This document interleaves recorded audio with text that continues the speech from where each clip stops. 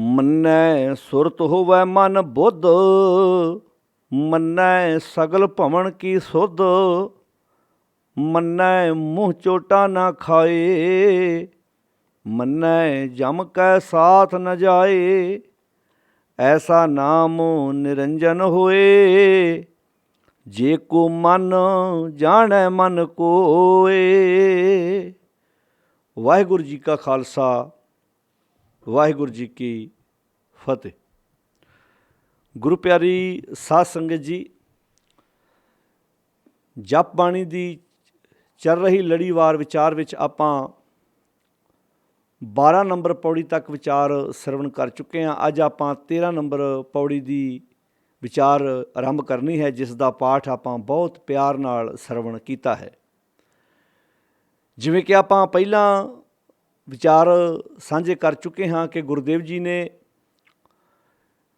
ਸਾਨੂੰ ਸੁਣ ਸਮਝ ਕੇ ਆਪਣੀ ਜ਼ਿੰਦਗੀ ਵਿੱਚ ਲਾਗੂ ਕਰਨ ਦੀ ਜੋ ਸਿੱਖਿਆ ਪ੍ਰੇਰਨਾ ਬਖਸ਼ਿਸ਼ ਕੀਤੀ ਹੈ,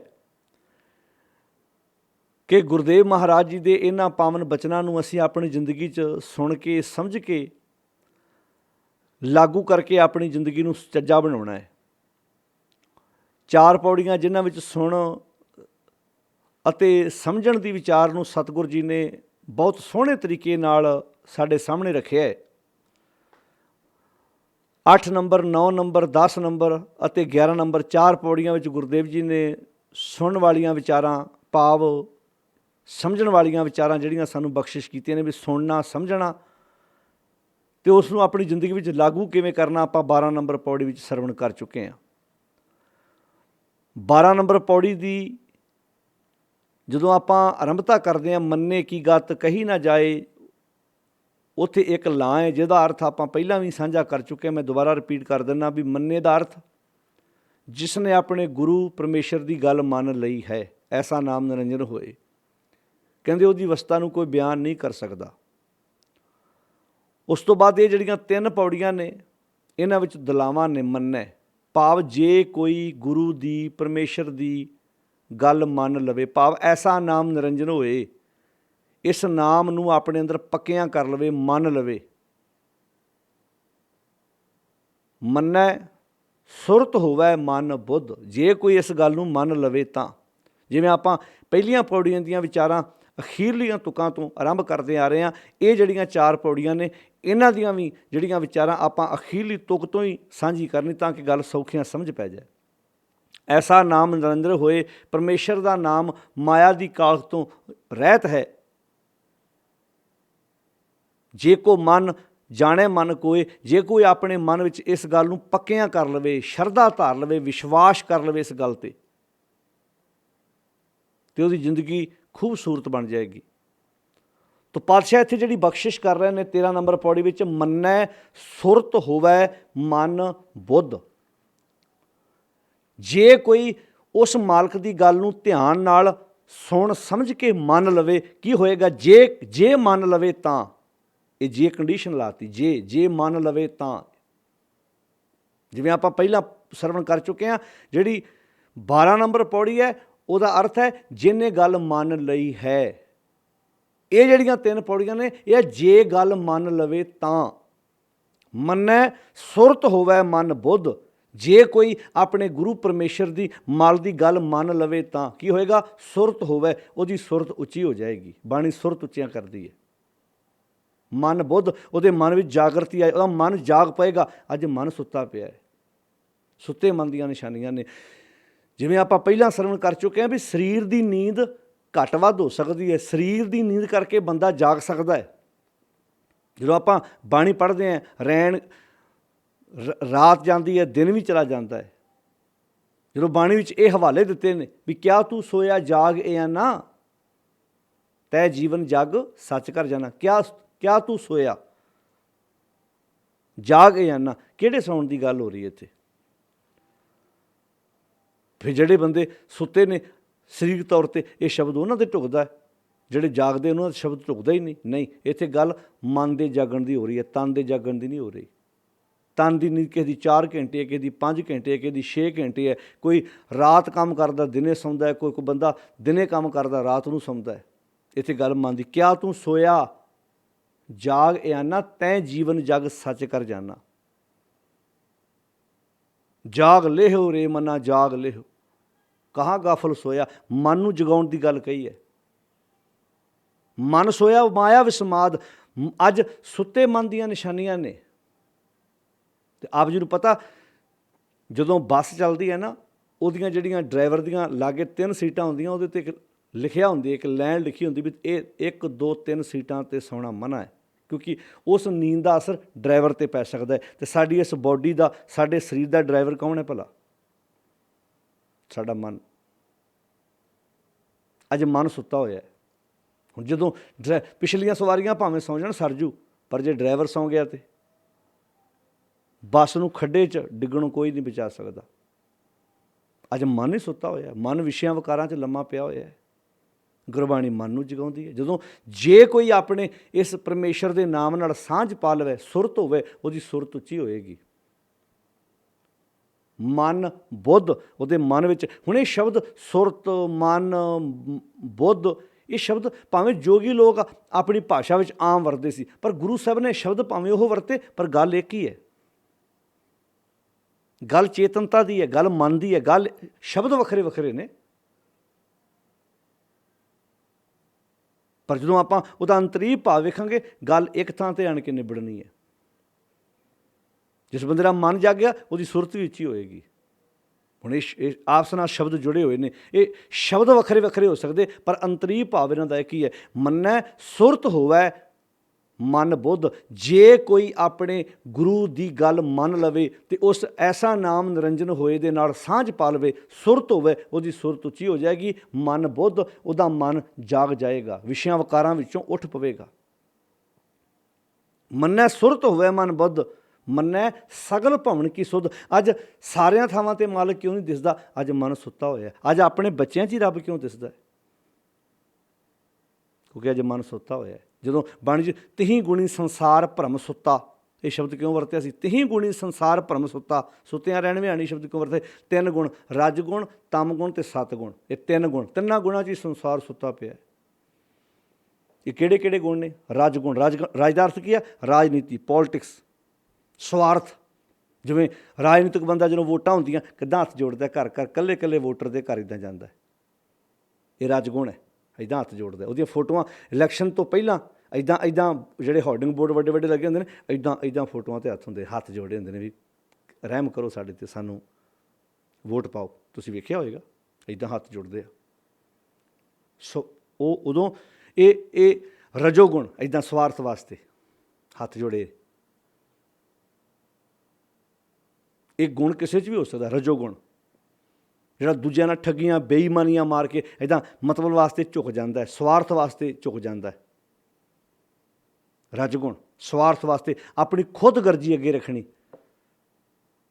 ਸਵਾਰਥ ਵਾਸਤੇ ਕਿਸੇ ਦੀ ਵਰਤੋਂ ਕਰਨੀ, ਇਹ ਰਜਗੁਣ। ਤਮ ਗੁਣ ਕੀ ਹੈ? ਹਨੇਰਾ।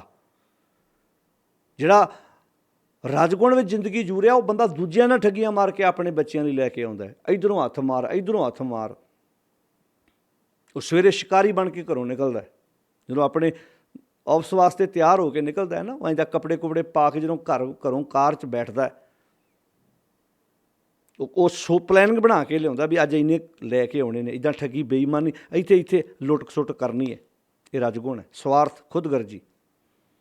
ਜਿਵੇਂ ਰਾਜਨੀਤਿਕ ਲੋਕ ਜਦੋਂ ਕਿਸੇ ਕੋਲੋਂ ਮਤਲਬ ਲੈਣਾ ਕਿੱਦਾਂ ਹੱਥ ਜੋੜਦੇ, ਉਹੋ ਹੀ ਵੋਟਰ ਜਦੋਂ ਬੰਦਾ ਲੀਡਰ ਬਣ ਜਾਂਦਾ, ਉਹ ਵੋਟਰ ਵਿਚਾਰੇ ਲੱਭਦੇ ਫਿਰਦੇ ਲੀਡਰ ਨੂੰ। ਫਿਰ ਉਹਦੀ ਫੋਟੋ ਉਹ ਥੋੜ੍ਹਾ ਹੁੰਦੀ ਇੱਦਾਂ ਹੱਥ ਜੋੜਨ ਵਾਲੀ, ਫਿਰ ਤਾਂ ਫੋਟੋ ਇੱਦਾਂ ਹੁੰਦੀ ਵੀ ਹੁਣ 5 ਸਾਲ ਤੁਹਾਨੂੰ ਵੇਖਾਂਗੇ, ਫਿਰ ਅਖੀਰਲੇ ਸਾਲ ਆਉਣਗੇ, ਫਿਰ ਹੱਥ ਜੋੜਨ ਵਾਲੀ ਫੋਟੋ ਲੱਗ ਜੂਗੀ। ਰਜਗੁਣ। ਤਮ ਗੁਣ ਹਨੇਰਾ। ਜਿਹੜਾ ਤਮ ਗੁਣ 'ਚ ਜ਼ਿੰਦਗੀ ਜਿਉਂਦਾ ਨਾ, ਉਹ ਆਪਣੇ ਬੱਚਿਆਂ ਦਾ ਵੀ ਨਹੀਂ ਬਣਦਾ। ਉਹ ਤਾਂ ਬੱਚਿਆਂ ਦੀਆਂ ਕਿਤਾਬਾਂ ਵਾਸਤੇ ਜਿਹੜੇ ਪੈਸੇ ਹੁੰਦੇ ਨੇ, ਉਹਨਾਂ ਦਾ ਵੀ ਨਸ਼ਾ ਪੀ ਜਾਂਦਾ। ਜਿਹੜੇ ਪੈਸੇ ਨਾਲ ਘਰ ਆਟਾ ਦਾਲ ਲੈ ਕੇ ਆਉਣਾ ਸੀ, ਘਰ ਦੀ ਗਰੋਸਰੀ ਸਮਾਨ ਆਉਣਾ ਸੀ, ਉਹ ਵੀ ਪੈਸੇ ਉਹ ਆਪਣੇ ਨਸ਼ਿਆਂ ਵਾਸਤੇ, ਆਪਣੇ ਜੂਏ 'ਚ ਹਾਰ ਦਿੰਦਾ। ਤਮਦਾਰ ਅਤੇ ਹਨੇਰਾ। ਹਨੇਰੇ 'ਚ ਜ਼ਿੰਦਗੀ ਜਿਊਣ ਵਾਲਾ ਆਪਣੇ ਬੱਚਿਆਂ ਦਾ, ਆਪਣੇ ਪਰਿਵਾਰ ਦਾ, ਆਪਣੀ ਪਤਨੀ ਦਾ, ਆਪਣੇ ਮਾਂ ਬਾਪ ਦਾ ਵੀ ਨਹੀਂ ਬਣਦਾ। ਤੀਜਾ ਆ ਗਿਆ ਸਤਗੁਣ। ਸਤਗੁਣ ਕਿਹੜਾ? ਜਿਹੜਾ ਥੋੜ੍ਹਾ ਬਹੁਤਾ ਧਾਰਮਿਕ ਕਰਮ ਕਰਦਾ, ਪਰ ਪ੍ਰਵਾਨ ਉਹ ਵੀ ਨਹੀਂ, ਉਹ ਵੀ ਵਿਖਾਵੇ ਲਈ ਕਰਦਾ। ਉਹ ਕਿਹੜੀ ਕੈਟਾਗਰੀ ਹੈ? ਉਹ ਤੀਰਥ ਵਰਤ ਅਰਦਾਨ ਕਰ। ਉਹ ਤੀਰਥਾਂ 'ਤੇ ਜਾਂਦਾ, ਵਰਤ ਰੱਖਦਾ, ਦਾਨ ਪੂਜਾ ਕਰਦਾ, ਪਾਠ ਪੂਜਾ ਕਰਦਾ, ਪਰ ਮਨ ਮੈਂ ਧਰੇ ਗੁਮਾਨ। ਉਹ ਪਰ ਅੰਦਰ ਹੰਕਾਰ ਵੀ ਰੱਖ ਬੈਠਾ। ਤੀਰਥ ਵਰਤ ਅਰਦਾਨ ਕਰ, ਮਨ ਮੈਂ ਧਰੇ ਗੁਮਾਨ। ਨਾਨਕ ਨਿਫਲ ਜਾਤੇ ਜਿਉਂ ਕੁੰਚਰ ਇਸ਼ਨਾਨ। ਜਿਵੇਂ ਹਾਥੀ ਬੜੀਆਂ ਰੀਝਾਂ ਨਾਲ ਨਹਾਉਂਦਾ, ਪਰ ਨਹਾਉਣ ਤੋਂ ਬਾਅਦ ਆਪਣੀ ਸੁਣ ਚਾਪੇ ਚਿੱਕੜ ਭਰ ਕੇ ਆਪਣੇ 'ਤੇ ਪਾ ਲੈਂਦਾ। ਸੇਮ ਉਸ ਕੈਟਾਗਰੀ ਦਾ ਬੰਦਾ ਇੰਜ ਕਰਦਾ ਹੈ, ਇੱਦਾਂ ਕੰਮ ਕਰਦਾ ਹੈ। ਉਹਦੀ ਸੋਚ ਬਣ ਜਾਂਦੀ ਹੈ, ਇੱਦਾਂ ਦਾ ਤਰੀਕਾ ਜ਼ਿੰਦਗੀ ਜਿਉਣ ਦਾ ਉਹਦਾ ਬਣ ਜਾਂਦਾ ਹੈ। ਹੁਣ ਇਹ ਤਿੰਨ ਆ ਗਏ, ਰਜਗੁਣ, ਤਮਗੁਣ ਅਤੇ ਸਤਗੁਣ। ਤਿੰਨੇ ਵੱਖਰੇ ਵੱਖਰੇ। ਰਜਗੁਣ ਰਾਜਨੀਤੀ, ਜਿਹੜਾ ਸਵਾਰਥ ਵਾਸਤੇ ਖੁਦਗਰਜੀ ਕਰਕੇ ਜਿਹੜਾ ਕਿਸੇ ਦੀ ਵਰਤੋਂ ਕਰਦਾ। ਤਮਗੁਣੀ ਬੰਦਾ ਆਪਣੇ ਬੱਚਿਆਂ ਦਾ ਵੀ ਨਹੀਂ ਬਣਦਾ। ਰਜਗੁਣੀ ਬੰਦਾ ਦੂਜਿਆਂ ਨਾਲ ਠੱਗੀਆਂ ਮਾਰ ਕੇ ਬੱਚਿਆਂ ਲਈ ਲੈ ਕੇ ਆਉਂਦਾ ਹੈ, ਲੁੱਟ ਖਸੁੱਟ ਕਰਦਾ। ਪਰ ਤਮਗੁਣੀ ਬੰਦਾ ਤਾਂ ਆਪਣੇ ਘਰ 'ਚ ਵੀ ਚੋਰੀ ਕਰ ਲੈਂਦਾ। ਉਹ ਤਾਂ ਜਿਹੜਾ ਸਿਲੰਡਰ ਪਤਨੀ ਨੇ ਰਾਸ਼ਨ ਪਾਣੀ ਘਰ 'ਚ ਪ੍ਰਸ਼ਾਦਾ ਲਾਉਣ ਲਈ ਵਿਚਾਰੀ ਆਪ ਲਾਈਨ 'ਚ ਲਾ ਕੇ ਲੈ ਕੇ ਆਈ, ਉਹ ਵੀ ਵੇਚ ਆਉਂਦਾ। ਕਿ ਤੁਸੀਂ ਵੇਖਿਆ ਨਸ਼ੇੜੀ ਬੰਦੇ ਸਿਲੰਡਰ ਵੀ ਵੇਚ ਦਿੰਦੇ ਨੇ, ਚੁੱਲ੍ਹੇ ਵੇਚ ਦਿੰਦੇ ਨੇ, ਘਰਾਂ ਦਾ ਸਮਾਨ ਵੇਚ ਆਉਂਦੇ ਨੇ ਨਸ਼ੇੜੀ ਬੰਦੇ। ਇਹ ਤਮਗੁਣੀ ਬੰਦੇ ਜਿਹੜੇ ਜੂਏ ਚੀਜ਼ਾਂ ਹਾਰ ਆਉਂਦੇ ਆ। ਸਤੋਗੁਣੀ ਥੋੜ੍ਹਾ ਬਹੁਤਾ ਸਤੋਗੁਣੀ ਬੰਦਾ ਕਿਹੜਾ? ਸੰਗਰਾਂਦ 'ਤੇ ਦਰਬਾਰ ਸਾਹਿਬ ਜਾਏਗਾ, ਅੰਮ੍ਰਿਤਸਰ ਜਾਏਗਾ, ਤਰਨ ਤਾਰਨ ਜਾਏਗਾ, ਇੱਦਾਂ ਧਾਰਮਿਕ ਅਸਥਾਨਾਂ 'ਤੇ, ਇਤਿਹਾਸਕ ਸਥਾਨਾਂ 'ਤੇ ਜਾ ਕੇ ਮੱਥਾ ਟੇਕੇਗਾ। ਲੋਕ ਕਹਿਣਗੇ ਬੜਾ ਵਧੀਆ ਕੰਮ ਕਰਦਾ, ਪਰ ਕਰਮ 'ਚੋਂ ਵੇਖੇ ਜਾਣੇ ਨੇ। ਭਾਵ ਪ੍ਰਵਾਨ ਉਹ ਵੀ ਨਿਜ ਅੰਦਰੋਂ ਹੰਕਾਰ ਕੀਤਾ। ਇਹ 'ਤੇ ਪਾਠ ਕਰਦਾ, ਗੁਰਦੁਆਰੇ ਆਉਂਦਾ ਹੈ, ਮੰਦਰ ਮਸਜਿਦ ਜਾਂਦਾ ਹੈ। ਸਤਗੁਣੀ ਕਿਹੜਾ ਬੰਦਾ? ਜਿਹੜਾ ਕਰਮ ਥੋੜ੍ਹਾ ਜਿਹਾ ਧਾਰਮਿਕ ਕਰਕੇ ਫਿਰ ਹੰਕਾਰ ਕਰਦਾ। ਜਿਹਨੂੰ ਬਾਣੀ 'ਚ ਇੰਝ ਲਿਖਿਆ, ਕਰਮ ਧਰਮ। ਜਿਹੜੇ ਧਰਮ ਦਾ ਨਾਂ ਲੈ ਕਰਮ ਕਰਦਾ। ਪਾਖੰਡ ਜੋ ਦੀਸੈ ਤਿਨ ਜਮ ਜਗਾਤੀ ਲੂਟੈ, ਨਿਰਵਾਣ ਕੀਰਤਨ ਗਾਵੋ ਕਰਤੇ ਕਾ, ਨਿਮਕ ਸਿਮਕ ਜੇ ਛੂਟੈ। ਸੰਤੋਂ ਸਾਗਰ ਪਾਰ ਉਤਰੀਐ। ਸੰਤ ਗੁਰੂ ਦੁਆਰਾ ਹੀ ਪਾਰ ਹੋਇਆ ਜਾ ਸਕਦਾ ਹੈ। ਜੇ ਕੋ ਬਚਨ ਕਮਾਵੇ ਸੰਤਨ ਕਾ, ਜੇ ਕੋਈ ਆਪਣੇ ਗੁਰੂ ਸੰਤ ਦਾ ਬਚਨ ਕਮਾ ਲਵੇ ਸੋ ਗੁਰ ਪ੍ਰਸਾਦੀ ਤਰੀਐ। ਆਹ ਤਰੀਕਾ ਤਰਨ ਦਾ। ਕੋਟ ਤੀਰਥ ਮੱਜਨ ਇਸ਼ਨਾਨਾ, ਕੋਟ ਦੇ ਟੈਂਕੇ ਨੂੰ ਸਿਹਾਰੀ ਹੈ, ਜਿਹਦਾ ਅਰਥ ਹੈ ਕਰੋੜਾਂ। ਕੋਟ ਤੀਰਥ ਮੱਜਨ ਇਸ਼ਨਾਨਾ, ਕਰੋੜਾਂ ਤੀਰਥਾਂ 'ਤੇ ਜਾ ਕੇ ਇਸ਼ਨਾਨ ਕਰ ਲਿਆ, ਪਰ ਕੰਮ ਉਲਟਾ ਹੋ ਗਿਆ। ਇਸ ਕਾਲ ਮੈਂ ਮੈਲ ਭਰੀਜੈ। ਉਹ ਮੈਲ ਲੈਣ ਦੀ ਬਜਾਏ ਮੈਲ ਹੋਰ ਲੱਗ ਗਈ। ਕਾਹਦੀ ਮੈਲ ਲੱਗੀ? ਤਨ ਦੀ ਮੈਲ ਤਾਂ ਲੈ ਗਈ, ਮਨ ਨੂੰ ਹੋਰ ਮੈਲ ਚਿੰਬੜ ਗਈ ਵੀ ਮੇਰੇ ਵਰਗਾ ਇਸ਼ਨਾਨੀ ਕੋਈ ਨਹੀਂ। ਇਹ ਮੈਲ ਲੱਗ ਗਈ। ਕੋਟ ਤੀਰਥ ਮੱਜਨ ਇਸ਼ਨਾਨਾ, ਇਸ ਕਲ ਮੈਂ ਮੈਲ ਭਰੀਜੈ। ਗੁਰਦੇਵ ਜੀ ਕਹਿੰਦੇ ਫਿਰ ਕੀ ਕਰੀਏ? ਕਹਿੰਦੇ ਆਹ ਕਰੋ, ਸਾਧ ਸੰਗ ਜੋ ਹਰ ਗੁਣ ਗਾਵੈ ਸੋ ਨਿਰਮਲ ਕਰ ਲੀਜੈ। ਜਦੋਂ ਆਪਾਂ ਸਾਧੂ ਗੁਰੂ ਨਾਲ ਸਾਂਝ ਪਾਵਾਂਗੇ, ਅਸੀਂ ਆਪਣੀ ਜੀਵਨ ਸ਼ੈਲੀ ਨਿਰਮਲ ਕਰ ਲਵਾਂਗੇ। ਮਨ ਸਾਡਾ ਸਾਫ਼ ਹੋ ਜਾਏਗਾ। ਮੰਨੈ ਸੁਰਤ ਹੋਵੇ ਮਨ ਬੁੱਧ, ਅਤੇ ਮੰਨੈ ਸਗਲ ਭਵਨ ਕੀ ਸੁਧ। ਫਿਰ ਸਾਰਿਆਂ, ਜਦੋਂ ਮਨ ਜਾਗ ਗਿਆ, ਉਹਨੂੰ ਸਾਰਿਆਂ 'ਚ ਹੀ ਦਿਸ ਪੈਣਾ। ਅੱਜ ਜਦੋਂ ਭਰਾ ਦੇ ਬੱਚਿਆਂ ਨਾਲ ਠੱਗੀਆਂ ਮਾਰਦਾ, ਦੋਸਤਾਂ ਮਿੱਤਰਾਂ ਨਾਲ ਧੋਖਾ ਕਰਦਾ, ਇਹ ਸੁੱਤੇ ਮਨ ਦੀਆਂ ਨਿਸ਼ਾਨੀਆਂ ਨੇ। ਜਾਗਿਆ ਮਨ ਥੋੜ੍ਹਾ ਕੰਮ ਕਰਦਾ। ਸੁੱਤਾ ਡਰਾਈਵਰ ਹੀ ਬੱਸ ਖੱਡੇ 'ਚ ਮਾਰਦਾ ਨਾ। ਸੁੱਤਾ ਬੰਦਾ ਹੀ ਆਪਣੀ ਮਾਂ ਦਾ ਗਾਟਾ ਲਾਉਂਦਾ ਹੈ ਨਾ ਨਸ਼ਿਆਂ ਕਰਕੇ। ਜਾਗਿਆ ਹੋਇਆ ਥੋੜ੍ਹਾ ਇਹ ਕੰਮ ਕਰੇਗਾ ਭਲਾ। ਇਹ ਸੁੱਤੇ ਜਿੰਨੀਆਂ ਵੀ ਕਹਿਰ ਵਰਤ ਰਿਹਾ ਜਿਹੜਾ ਸਮਾਜ 'ਚ ਇੱਕ ਦੂਜੇ ਬੰਦਾ ਧੋਖੇ ਦੇ ਰਿਹਾ, ਇਹ ਸੁੱਤੇ ਦੀਆਂ ਨਿਸ਼ਾਨੀਆਂ ਨੇ। ਸੁੱਤਾ ਹੋਇਆ। ਤਾਂ ਪਾਤਸ਼ਾਹ ਨੇ ਇਹ ਬਚਨ ਬਹੁਤ ਪਿਆਰੇ ਕਹੇ ਕਿ ਤਹੀਂ ਗੁਣੀ ਸੰਸਾਰ ਭਰਮ ਸੁੱਤਾ। ਤਿੰਨਾਂ ਗੁਣਾਂ 'ਚ ਹੀ ਸੰਸਾਰ ਸੁੱਤਾ ਪਿਆ। ਕੋਈ ਰਜਗੁਣ 'ਚ ਸੁੱਤਾ ਪਿਆ, ਕੋਈ ਤਮਗੁਣ ਸੁੱਤਾ ਪਿਆ, ਅਤੇ ਕੋਈ ਸਤੋਗੁਣੀ ਸੁੱਤਾ ਪਿਆ। ਤਹੀਂ ਗੁਣੀ ਸੰਸਾਰ ਭਰਮ ਸੁੱਤਾ, ਸੁੱਤਿਆਂ ਰਹਿਣ ਵਿਹਾਣੀ, ਗੁਰ ਕਿਰਪਾ ਤੇ ਸੇ ਜਨ ਜਾਗੇ। ਜਾਗੇ ਸ਼ਬਦ ਵਰਤਿਆ ਇੱਥੇ। ਮੰਨੈ ਸੁਰਤ ਹੋਵੈ ਮਨ ਬੁੱਧ। ਸੁਰਤ ਹੋਵੇ, ਉੱਚੀ ਸੁਰਤ, ਮਨ ਜਾਗ ਪਿਆ ਵਿਸ਼ਿਆਂ ਵਿਕਾਰਾਂ ਦੀ ਨੀਂਦ 'ਚੋਂ। ਤਹੀਂ ਗੁਣੀ ਸੰਸਾਰ ਭਰਮ ਸੁੱਤਾ, ਸੁੱਤਿਆਂ ਰਹਿਣ ਵਿਹਾਣੀ, ਗੁਰ ਕਿਰਪਾ ਤੇ ਸੇ ਜਨ ਜਾਗੇ, ਜਿਨ੍ਹਾਂ ਹਰ ਮਨ ਵਸਿਆ ਬੋਲੇ ਅੰਮ੍ਰਿਤ ਬਾਣੀ। ਇਹਨਾਂ ਤਿੰਨਾਂ ਗੁਣਾਂ ਤੋਂ ਉੱਪਰ ਚੌਥੇ ਥਾਂ 'ਤੇ, ਚੌਥਾ ਪਦ, ਜਿੱਥੇ ਕੋਈ ਫੁਰਨਾ ਮਾੜਾ ਨਹੀਂ ਆਉਂਦਾ, ਕੋਈ ਮਾੜਾ ਖਿਆਲ ਨਹੀਂ ਆਉਂਦਾ, ਜਿੱਥੇ ਕੋਈ ਮਾੜੀ ਵਿਚਾਰ ਨਹੀਂ ਅੰਦਰ ਆ ਰਹੀ, ਬੰਦਾ ਜਾਗ ਪਿਆ। ਫਿਰ ਉਹਨੂੰ ਸਾਰਿਆਂ ਭਵਨਾਂ 'ਚ ਦਿਸਦਾ। ਉਹ ਫਿਰ ਹਰ ਥਾਂ 'ਤੇ ਵੇਖਦਾ, ਕਹਿੰਦਾ ਭਾਈ ਸਭ ਗੋਬਿੰਦ ਹੈ, ਸਭ ਗੋਬਿੰਦ ਹੈ, ਗੋਬਿੰਦ ਬਿਨ ਨਹੀਂ ਕੋਈ। ਉਹ ਫਿਰ ਇੱਦਾਂ ਕਹਿੰਦਾ, ਸੂਤ ਇੱਕ ਮਨ ਸੱਤ ਸਹੰਸ ਜੈਸੇ ਓਤ ਪੋਤ ਪ੍ਰਭ ਸੋਈ। ਕਹਿਣ ਲੱਗੇ ਜਲ ਤਰੰਗ ਅਰ ਫੇਨ ਬੁੱਧ ਜਲ ਤੇ ਭਿੰਨ ਨਾ ਹੋਈ। ਬਹੁਤ ਤੇਜ਼ ਬਾਰਿਸ਼ ਹੁੰਦੀ ਹੈ, ਉਹ 'ਚ ਬੁਲਬੁਲੇ ਬਣਦੇ, ਝੱਗ ਬਣਦੀ ਆ। ਉਹ ਵੇਖਣ ਨੂੰ ਝੱਗ ਵੱਖਰੀ ਲੱਗਦੀ ਆ, ਬੁਲਬੁਲੇ ਵੱਖਰੇ ਲੱਗਦੇ ਆ, ਪਾਣੀ ਦੀਆਂ ਛਿੱਟਾਂ ਵੱਖਰੀਆਂ ਲੱਗਦੀਆਂ, ਪਰ ਪਾਣੀ ਦਾ ਹੀ ਰੂਪ ਨੇ ਉਹ ਫਿਰ ਇੱਦਾਂ ਕਹਿੰਦਾ ਸਭ ਉਹਦਾ ਹੀ ਰੂਪ ਆ ਭਾਈ। ਬੇਈਮਾਨੀ ਕਿਹਦੇ ਨਾਲ ਕਰਾਂ ਮੈਂ, ਠੱਗੀ ਕਿਹਦੇ ਨਾਲ ਮਾਰਾਂ। ਫਿਰ ਉਹ ਇਹ ਥੋੜ੍ਹਾ ਵੇਖ ਕੇ ਚੋਰੀ ਨਹੀਂ ਕਰਦਾ ਵੀ ਇੱਥੇ ਕੈਮਰਾ ਲੱਗਾ ਹੁਣ ਮੈਂ ਚੋਰੀ ਨਹੀਂ ਕਰਨੀ। ਉਹ ਕਹਿੰਦਾ ਭਾਈ ਨਾ ਭਾਈ, ਹੁਣ ਬੇਈਮਾਨੀ ਛੱਡ ਹੀ ਦਿੱਤੀ ਹੈ, ਬੇਈਮਾਨੀ ਤਿਆਗ ਹੀ ਦਿੱਤੀ ਹੈ। ਜੇ ਕੋਈ ਗੁਰੂ ਦੀ ਗੱਲ ਇੰਝ ਮੰਨ ਲਵੇ ਤਾਂ ਹੁਣ ਵੇਖੋ, ਦੋ ਕਿਸਮ ਦੇ ਬੱਚੇ ਹੁੰਦੇ ਨੇ। ਇੱਕ ਬੱਚਾ ਗਲਤ ਕੰਮ ਨਹੀਂ ਕਰਦਾ, ਉਹਨੂੰ ਪੁੱਛਿਆ ਵੀ ਤੂੰ ਕਿਉਂ ਨਹੀਂ ਗਲਤ ਕੰਮ ਕਰਦਾ, ਕਹਿੰਦਾ ਵੀ ਮਾਂ ਬਾਪ ਦੀ ਬੜੀ ਇੱਜ਼ਤ ਹੈ, ਮਾਂ ਬਾਪ ਨੇ ਮੈਨੂੰ ਇਹ ਗੱਲਾਂ ਸਮਝਾਈਆਂ ਨੇ, ਇਹ ਕੰਮ ਨਹੀਂ ਕਰਨਾ। ਧਿਆਨ ਨਾਲ ਸੁਣਿਓ, ਮਾਂ ਬਾਪ ਨੇ ਬਹੁਤ ਪਿਆਰ ਨਾਲ ਮੈਨੂੰ ਪਾਲਿਆ, ਮੈਂ ਇਹ ਗਲਤ ਕੰਮ ਨਹੀਂ ਕਰਨਾ। ਮਾਂ ਬਾਪ ਦੀ ਮੇਰੀ ਇੱਜ਼ਤ ਬੜੀ ਹੈ, ਉਹ ਪਰਿਆਂ ਪੰਚਾਇਤਾਂ 'ਚ ਫੈਸਲੇ ਕਰਨ ਵਾਲੇ, ਸਿਰ ਉੱਚਾ ਚੁੱਕ ਕੇ ਜ਼ਿੰਦਗੀ ਜਿਉਣ ਵਾਲੇ ਮੇਰੇ ਮਾਂ ਬਾਪ, ਮੈਂ ਗਲਤ ਰਸਤੇ 'ਤੇ ਕਦਮ ਨਹੀਂ ਰੱਖਣਾ। ਇੱਕ ਬੱਚਾ ਉਹ ਹੈ। ਇੱਕ ਦੂਜਾ ਬੱਚਾ, ਉਹਨੂੰ ਪੁੱਛਿਆ ਵੀ ਤੂੰ ਕਿਉਂ ਨਹੀਂ ਗਲਤ ਕੰਮ ਕਰਦਾ। ਉਹਨੇ ਆਪਣੇ ਇਹ ਨਹੀਂ ਕਿਹਾ ਵੀ ਮੇਰੇ ਮਾਂ ਬਾਪ ਦੀ ਇੱਜ਼ਤ ਹੈ, ਮੇਰੇ ਮਾਂ ਬਾਪ ਦਾ ਨਾਮਣਾ ਬਹੁਤ ਉੱਚਾ ਹੈ, ਮੇਰੇ ਮਾਂ ਬਾਪ ਪਰਿਆਂ ਪੰਚਾਇਤਾਂ 'ਚ ਫੈਸਲੇ ਕਰਾਉਂਦੇ ਨੇ। ਉਹ ਇਹ ਕਹਿੰਦਾ ਗਲਤ ਕੰਮ ਕਰਨਾ ਹੀ ਗਲਤ ਹੁੰਦਾ ਹੈ, ਮੈਂ ਗਲਤ ਕੰਮ ਕਰਾਂ ਹੀ ਕਿਉਂ, ਕੋਈ ਗਲਤ ਕੰਮ ਕਰਨਾ ਇਨਸਾਨ ਦੇ ਹਿੱਸੇ ਆਇਆ ਹੀ ਨਹੀਂ, ਮੈਂ ਤਾਂ ਚੰਗੇ ਕੰਮ ਕਰਾਂਗਾ। ਹੁਣ ਜਿਹੜਾ ਬੱਚਾ ਇਹ ਕਹਿ ਰਿਹਾ ਸੀ ਨਾ ਵੀ ਮਾਂ ਬਾਪ, ਇਹਦਾ ਮਤਲਬ ਮਾਂ ਬਾਪ ਦਾ ਕਿਤੇ ਨਾ ਕਿਤੇ ਡਰ ਹੈ ਨਾ, ਵੀ ਉਹਨਾਂ ਦੀ ਇੱਜ਼ਤ ਦਾ ਡਰ ਹੈ, ਉਹਨਾਂ ਦੇ ਨਾਮਣੇ ਦਾ ਡਰ ਹੈ। ਜਿਹੜਾ ਇਹ ਸ਼ਬਦ ਵਰਤੇ ਰਹੇ, ਕੱਲ੍ਹ ਨੂੰ ਹੋ ਸਕਦਾ ਮਾਂ ਬਾਪ ਦੁਨੀਆ ਤੋਂ ਕੂਚ ਕਰ ਜਾਣ ਅਤੇ ਗਲਤ ਰਸਤੇ ਪੈਣ ਦਾ ਕੋਈ ਨਾ ਕੋਈ ਵਜ੍ਹਾ ਬਣ ਸਕਦੀ ਹੈ ਵੀ ਅੱਜ ਤੇ ਮਾਂ ਬਾਪ ਵੀ ਨਹੀਂ ਹੈਗੇ ਹੁਣ, ਤੇ ਹੁਣ ਕਿਹੜਾ ਕਿਸੇ ਨੇ ਰੋਕਣਾ, ਹੁਣ ਮੈਂ ਕਿਹੜਾ ਕਿਸੇ ਨੂੰ ਜਵਾਬ ਦਿਆਂ। ਪਰ ਜਿਹੜਾ ਇਹ ਕਹਿ ਰਿਹਾ ਨਾ ਕਿ ਗਲਤ ਕੰਮ ਕਰਨਾ ਹੀ ਮਾੜਾ ਹੈ, ਮੈਂ ਗਲਤ ਕੰਮ ਕਰਨਾ ਹੀ ਨਹੀਂ, ਕਿਉਂ ਕਰਾਂ ਗਲਤ ਕੰਮ, ਉਹ ਮਾਂ ਬਾਪ ਦੇ ਹੁੰਦਿਆਂ ਵੀ ਸਹੀ ਕੰਮ ਕਰੂ ਅਤੇ ਮਾਂ ਬਾਪ ਦੇ ਦੁਨੀਆ ਦੇ ਜਾਣ ਤੋਂ ਬਾਅਦ ਵੀ ਸਹੀ ਕੰਮ ਕਰੂ। ਆਪਾਂ ਆਪਣੀ ਜ਼ਿੰਦਗੀ 'ਚ ਇਹ ਕੰਮ ਰੱਖੀਏ ਵੀ ਗਲਤ ਰਸਤੇ ਪੈਣਾ ਹੀ ਗਲਤ ਹੈ। ਮੈਂ ਇਹ ਕੋ ਰੱਖਾਂ ਵੀ ਨਹੀਂ, ਮੈਂ ਤਾਂ ਡਰ ਕਰਕੇ ਯਾਦ ਰੱਖਣਾ। ਮੈਂ ਕਈ ਸਕੂਲਾਂ 'ਚ ਐਸੇ ਬੱਚੇ, ਕਈਆਂ ਸਕੂਲਾਂ ਦਾ ਇੱਕ ਨੇਮ ਹੁੰਦਾ ਵੀ ਇਸ ਸਕੂਲ 'ਚ 9ਵੀਂ ਕਲਾਸ ਤੋਂ ਲੈ ਕੇ, ਜਿਵੇਂ ਮੰਨ ਲਓ ਕੋਈ 8th ਕਲਾਸ 'ਚੋਂ ਲੈ ਕੇ 10th ਤੱਕ, +1 +2 ਤੱਕ ਪੱਗ ਬੰਨਣੀ ਲਾਜ਼ਮੀ ਹੈ। ਮੈਂ ਕਈ ਬੱਚੇ ਵੇਖੇ ਆ ਜਿਹੜੇ ਸਿੱਖਾਂ ਨਾਲ ਸਕੂਲ ਸੰਬੰਧ ਰੱਖਦੇ ਨੇ, ਉੱਥੇ ਪੱਗ ਬੰਨਣੀ ਕਈਆਂ ਥਾਵਾਂ 'ਤੇ ਲਾਜ਼ਮੀ ਹੋ ਜਾਂਦੀ ਹੈ। ਅਤੇ ਮੈਂ ਵੇਖੇ ਪੜ੍ਹਨ ਕਰਕੇ ਬੱਚੇ ਉੱਥੇ ਪੱਗ +1 +2 ਤੱਕ ਬੰਨ੍ਹ ਲੈਂਦੇ ਡਰ ਕਰਕੇ, ਪਰ ਜਦੋਂ ਹੀ ਉਹ +1 +2 ਤੋਂ ਬਾਅਦ ਕਿਸੇ ਕਾਲਜ ਯੂਨੀਵਰਸਿਟੀ ਜਾਂਦੇ ਨੇ, ਸਭ ਤੋਂ ਪਹਿਲਾਂ ਪੱਗ ਉਤਾਰਦੇ ਨੇ। ਇਹਦਾ ਮਤਲਬ ਪੱਗ ਬੰਨ੍ਹੀ ਸੀ ਉਹਨਾਂ ਨੇ ਇੰਨਾ ਟਾਈਮ, ਅੰਦਰ ਡਰ ਸੀ ਨਾ ਵੀ ਸਕੂਲ 'ਚ ਪੜ੍ਹਨਾ। ਅਤੇ ਇੱਕ ਬੱਚਾ ਉਹ ਸੀ, ਉਹ ਸਕੂਲ 'ਚ ਵੀ ਪੜ੍ਹ ਰਿਹਾ ਜਿੱਥੇ ਪੱਗ ਬੰਨ੍ਹ ਕੇ ਆਉਣਾ ਲਾਜ਼ਮੀ ਨਹੀਂ ਹੈ, ਪਰ ਉਹ ਆਪਣੇ ਸ਼ੌਂਕ ਨਾਲ ਬੰਨ੍ਹਦਾ। ਉਸ ਸਕੂਲ ਵਾਲੇ ਥੋੜ੍ਹਾ ਕਹਿੰਦੇ ਤੂੰ ਪੱਗ ਬੰਨ੍ਹ ਕੇ ਆ, ਉਹ ਆਪਣੀ ਮਰਜ਼ੀ ਨਾਲ ਬੰਨ੍ਹਦਾ। ਹੁਣ ਇਹੋ ਜਿਹੇ ਬੱਚੇ ਨੂੰ ਕੋਈ ਕਾਲਜ ਯੂਨੀਵਰਸਿਟੀ ਜਾਂਦਿਆਂ ਕੋਈ ਕਹੇਗਾ, ਉਹ ਕਹੇਗਾ ਕਿਉਂ, ਉਹਨੇ ਪੱਗ ਲਾਉਣੀ ਨਹੀਂ, ਕਿਉਂ, ਕਿਉਂਕਿ ਉਹਨੇ ਕਿਸੇ ਡਰ ਕਰਕੇ ਪੱਗ ਨਹੀਂ ਬੱਧੀ, ਆਪਣੇ ਸ਼ੌਂਕ ਨਾਲ ਸਿਰ 'ਤੇ ਦਸਤਾਰ ਸਜਾਉਂਦਾ ਹੈ।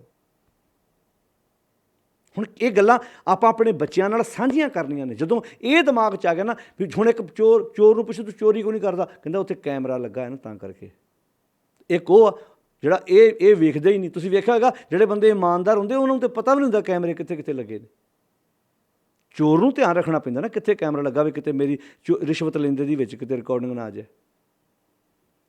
ਗੁਰਦੇਵ ਪਿਤਾ ਮਹਾਰਾਜ ਇੱਥੇ ਜਾਗਣ ਦੀ ਕਿੰਨੀ ਪਿਆਰੀ ਹਦਾਇਤ ਦੇ ਰਹੇ ਨੇ। ਮੰਨੈ ਸੁਰਤ ਹੋਵੈ ਮਨ ਬੁੱਧ, ਜੇ ਤੂੰ ਆਪਣੇ ਗੁਰੂ ਦੀ ਗੱਲ ਮੰਨ ਕੇ ਐਸਾ ਨਾਮ ਨਿਰੰਜਨ ਹੋਏ ਦੇ ਨਾਲ ਸਾਂਝ ਪਾ ਲਈ, ਤੇਰੀ ਸੁਰਤ ਉੱਚੀ ਹੋ ਜਾਏਗੀ, ਮਨ ਬੁੱਧ, ਤੇਰਾ ਮਨ ਜਾਗ ਪਵੇਗਾ, ਤੇਰਾ ਮਨ ਉਹ ਵਿਸ਼ਿਆਂ ਵਕਾਰਾਂ ਦੀ ਨੀਂਦ 'ਚੋਂ ਉੱਠ ਪਵੇਗਾ। ਅਤੇ ਮੰਨੈ ਸਗਲ ਭਵਨ ਕੀ ਸੁੱਧ, ਤੈਨੂੰ ਸਾਰਿਆਂ ਭਵਨਾਂ ਦੀ ਸੁੱਧ ਹੋ ਜਾਏਗੀ। ਹਰ ਸਰੀਰ 'ਚ ਬੈਠਾ ਤੈਨੂੰ ਦਿਸ ਪੈਣਾ, ਸਭ ਮੈਂ ਜੋਤ, ਜੋਤ ਹੈ ਸੋਏ ਤਿਸ ਦੇ ਚਾਨਣ, ਸਭ ਮੈਂ ਚਾਨਣ ਹੋਏ। ਫਿਰ ਤੂੰ ਘਿਓ ਦੀਆਂ ਜੋਤਾਂ ਦੇ ਉੱਤੇ ਹੱਥ ਥੋੜ੍ਹਾ ਲਾਏਂਗਾ ਇੱਦਾਂ ਵੀ ਘਿਓ ਦੀ ਜੋਤ ਇੱਦਾਂ ਬਾਲ ਕੇ ਉੱਤੇ ਹੱਥ ਲਾ ਕੇ ਮੂੰਹ ਲਾਏਂਗਾ, ਅਤੇ ਫਿਰ ਤੈਨੂੰ ਤੇ ਬੰਦੇ ਦੀ ਜੋਤ ਜਗਦੀ ਦਿਸ ਪੈਣੀ। ਤੂੰ ਕਹਿਣਾ ਨਾ ਭਾਈ, ਹਰ ਚੀਜ਼। ਫਿਰ ਜਨਮ ਤੋਂ ਪਹਿਲਾਂ ਕੋਈ ਧੀਆਂ ਮਾਰੇਗਾ, ਫਿਰ ਆਹ ਹੋਸਪਿਟਲ ਦੇ ਬਾਹਰ ਜਿਹੜੀਆਂ ਲਾਈਨਾਂ ਲਿਖੀਆਂ ਨੇ, ਇੱਥੇ ਭਰੂਣ ਟੈਸਟ ਨਹੀਂ ਕੀਤਾ ਜਾਂਦਾ, ਇਹ ਲਿਖਣ ਦੀ ਲੋੜ ਪਊ। ਇਹ ਬੰਦੇ ਤੇਰੀ ਨਲਾਇਕੀ ਕਰਕੇ ਲਿਖੀਆਂ ਨੇ। ਹੋ ਸਕਦਾ ਪਹਿਲੀ ਵਾਰ ਜਦੋਂ ਇਹ ਪਹਿਲੀ ਵਾਰੀ ਇਹ ਸਕੈਨਿੰਗ ਮਸ਼ੀਨਾਂ ਬਣੀਆਂ ਹੁਣ ਅਲਟਰਾਸਾਊਂਡ ਵਾਲੀਆਂ, ਹੋ ਸਕਦਾ ਇਹ ਬਣੀਆਂ ਵੀ ਇਸੇ ਕੰਮ ਵੀ ਜਦੋਂ ਬੱਚਾ ਮਾਤਾ ਦੇ ਗਰਭ 'ਚ ਪਲਦਾ ਹੈ, ਉਹਨੂੰ ਪ੍ਰੋਪਰ ਖੁਰਾਕ ਨਹੀਂ ਮਿਲਦੀ। ਕਈ ਵਾਰੀ ਬੱਚਾ ਮਾਤਾ ਦੇ ਗਰਭ 'ਚ ਪ੍ਰੋਪਰ ਖੁਰਾਕ ਨਹੀਂ ਸੀ ਲੈ ਪਾਉਂਦਾ, ਬੱਚੇ ਦੀ ਡੈਥ ਹੁੰਦੀ ਸੀ ਜਨਮ ਲੈਂਦਿਆਂ ਸਾਰੀ, ਬੱਚੇ ਦੀ ਕੋਈ ਨਾ ਕੋਈ ਪ੍ਰੋਬਲਮ ਹੁੰਦੀ ਸੀ। ਉਹ ਤੇ ਵੇਖ ਲੈਂਦੇ ਵੀ ਬੱਚਾ ਠੀਕ ਹੈ, ਤੰਦਰੁਸਤ ਹੈ, ਉਹਨੂੰ ਕੋਈ ਪ੍ਰੋਬਲਮ ਤਾਂ ਨਹੀਂ। ਪਰ ਸ਼ਰਾਰਤੀ ਬੰਦੇ ਨੇ ਹੋ ਸਕਦਾ ਪਹਿਲੀ ਵਾਰੀ ਡਾਕਟਰ ਦੇ ਕੰਨ ਜਾ ਕੇ ਕਿਹਾ ਹੋਵੇ, ਡਾਕਟਰ ਸਾਹਿਬ ਤੁਹਾਨੂੰ ਪਤਾ ਲੱਗ ਜਾਂਦਾ ਵੀ ਇਹ ਬੱਚਾ ਅੰਦਰ ਠੀਕ ਠਾਕ ਹੈ, ਤੰਦਰੁਸਤ ਹੈ? ਕਹਿੰਦੇ ਹਾਂਜੀ। ਫਿਰ ਤੁਹਾਨੂੰ ਇਹ ਵੀ ਪਤਾ ਲੱਗ ਜਾਂਦਾ ਹੋਣਾ ਕਿ ਬੇਟੀ ਹੈ ਕਿ ਬੇਟਾ ਹੈ। ਹੋ ਸਕਦਾ ਡਾਕਟਰ ਨੇ ਪਹਿਲੀ ਵਾਰੀ ਕਿਹਾ, ਪੁੱਛ ਹੀ ਲਿਆ ਵੀ ਕਿਉਂ ਪੁੱਛ ਰਹੇ? ਨਹੀਂ ਜੀ ਫਿਰ ਵੀ ਦੱਸ ਦਿਓ। ਹਾਂਜੀ ਪਤਾ ਲੱਗ ਜਾਂਦਾ ਵੀ ਬੇਟੀ ਹੈ ਕਿ ਬੇਟਾ ਹੈ। ਕਹਿੰਦੇ ਜੇ ਬੇਟੀ ਹੈ ਤਾਂ ਫਿਰ ਅਸੀਂ ਇਹਨੂੰ ਦੁਨੀਆ 'ਤੇ ਨਹੀਂ ਆਉਣ ਦੇਣਾ ਚਾਹੁੰਦੇ, ਇਹਨੂੰ ਆਪਾਂ ਅੰਦਰ ਹੀ ਖਤਮ ਕਰਵਾ ਦਈਏ। ਹੋ ਸਕਦਾ ਪਹਿਲੀ ਵਾਰੀ ਡਾਕਟਰ ਨੇ ਮਨਾ ਕੀਤਾ ਹੋਵੇ, ਪਰ ਪੈਸਾ ਬੜੀ ਵੱਡੀ ਚੀਜ਼। ਅਗਲਿਆਂ ਜਦੋਂ ਇੱਦਾਂ ਟੇਬਲ 'ਤੇ ਪੈਸੇ ਰੱਖੇ ਹੋਣਗੇ, ਕਿੱਦਾਂ ਨਿੱਕੇ ਨਿੱਕੇ ਪੀਸ ਕੀਤੇ ਹੋਣਗੇ ਉਸ ਧੀ ਦੇ, ਉਸ ਜੋਤ ਦੇ, ਜਿਹਨੂੰ ਅਸੀਂ ਕਹਿੰਦੇ ਹਾਂ ਮੈਂ ਜ਼ਿੰਦਗੀ 'ਚ ਕੋਈ ਪਾਪ ਨਹੀਂ ਕੀਤਾ, ਕੋਈ ਮਾੜਾ ਕੰਮ ਨਹੀਂ ਕੀਤਾ। ਇਹ ਤਾਂ ਪਤਾ ਹੀ ਹੈ, ਤੁਸੀਂ ਹੁਣ ਘਰਾਂ 'ਚ ਬੈਠੇ ਸੁਣ ਰਹੇ ਜੋ ਕਿੰਨਿਆਂ ਲੋਕਾਂ ਨੇ ਧੀਆਂ ਨੂੰ ਜਨਮ ਤੋਂ ਪਹਿਲਾਂ ਹੀ ਮਾਰ ਦਿੱਤਾ। ਕਈ ਤੁਸੀਂ ਵੇਖਿਆ ਹੋਏਗਾ, ਕਈਆਂ ਨੇ ਪੁੱਤ ਲੱਭਦਿਆਂ ਲੱਭਦਿਆਂ ਪਤਾ ਨਹੀਂ ਕਿੰਨੀਆਂ ਧੀਆਂ ਦੇ ਕਤਲ ਕਰਵਾਏ ਨੇ, ਅਤੇ ਮੁੜ ਕੇ ਉਹੋ ਹੀ ਪੁੱਤ ਉਹਨਾਂ ਨੂੰ ਸੂਈ ਦੇ ਨੱਕੇ 'ਚੋਂ ਕੱਢਦਾ। ਮੁੜ ਕੇ 2-2 3-3 ਪੁੱਤਰਾਂ ਦੇ ਬਾਪ ਮੈਂ ਬਿਰਧ ਆਸ਼ਰਮਾਂ 'ਚ ਧੱਕੇ ਖਾਂਦੇ ਵੇਖੇ ਆਪਣੀ ਜ਼ਿੰਦਗੀ। ਉਹ ਫਿਰ ਇਹੋ ਜਿਹੇ ਬੱਚੇ ਪੁੱਤਰ ਪੀੜਤ ਹੁੰਦੇ ਆ, ਪੁੱਤਰ ਪੀੜਤ।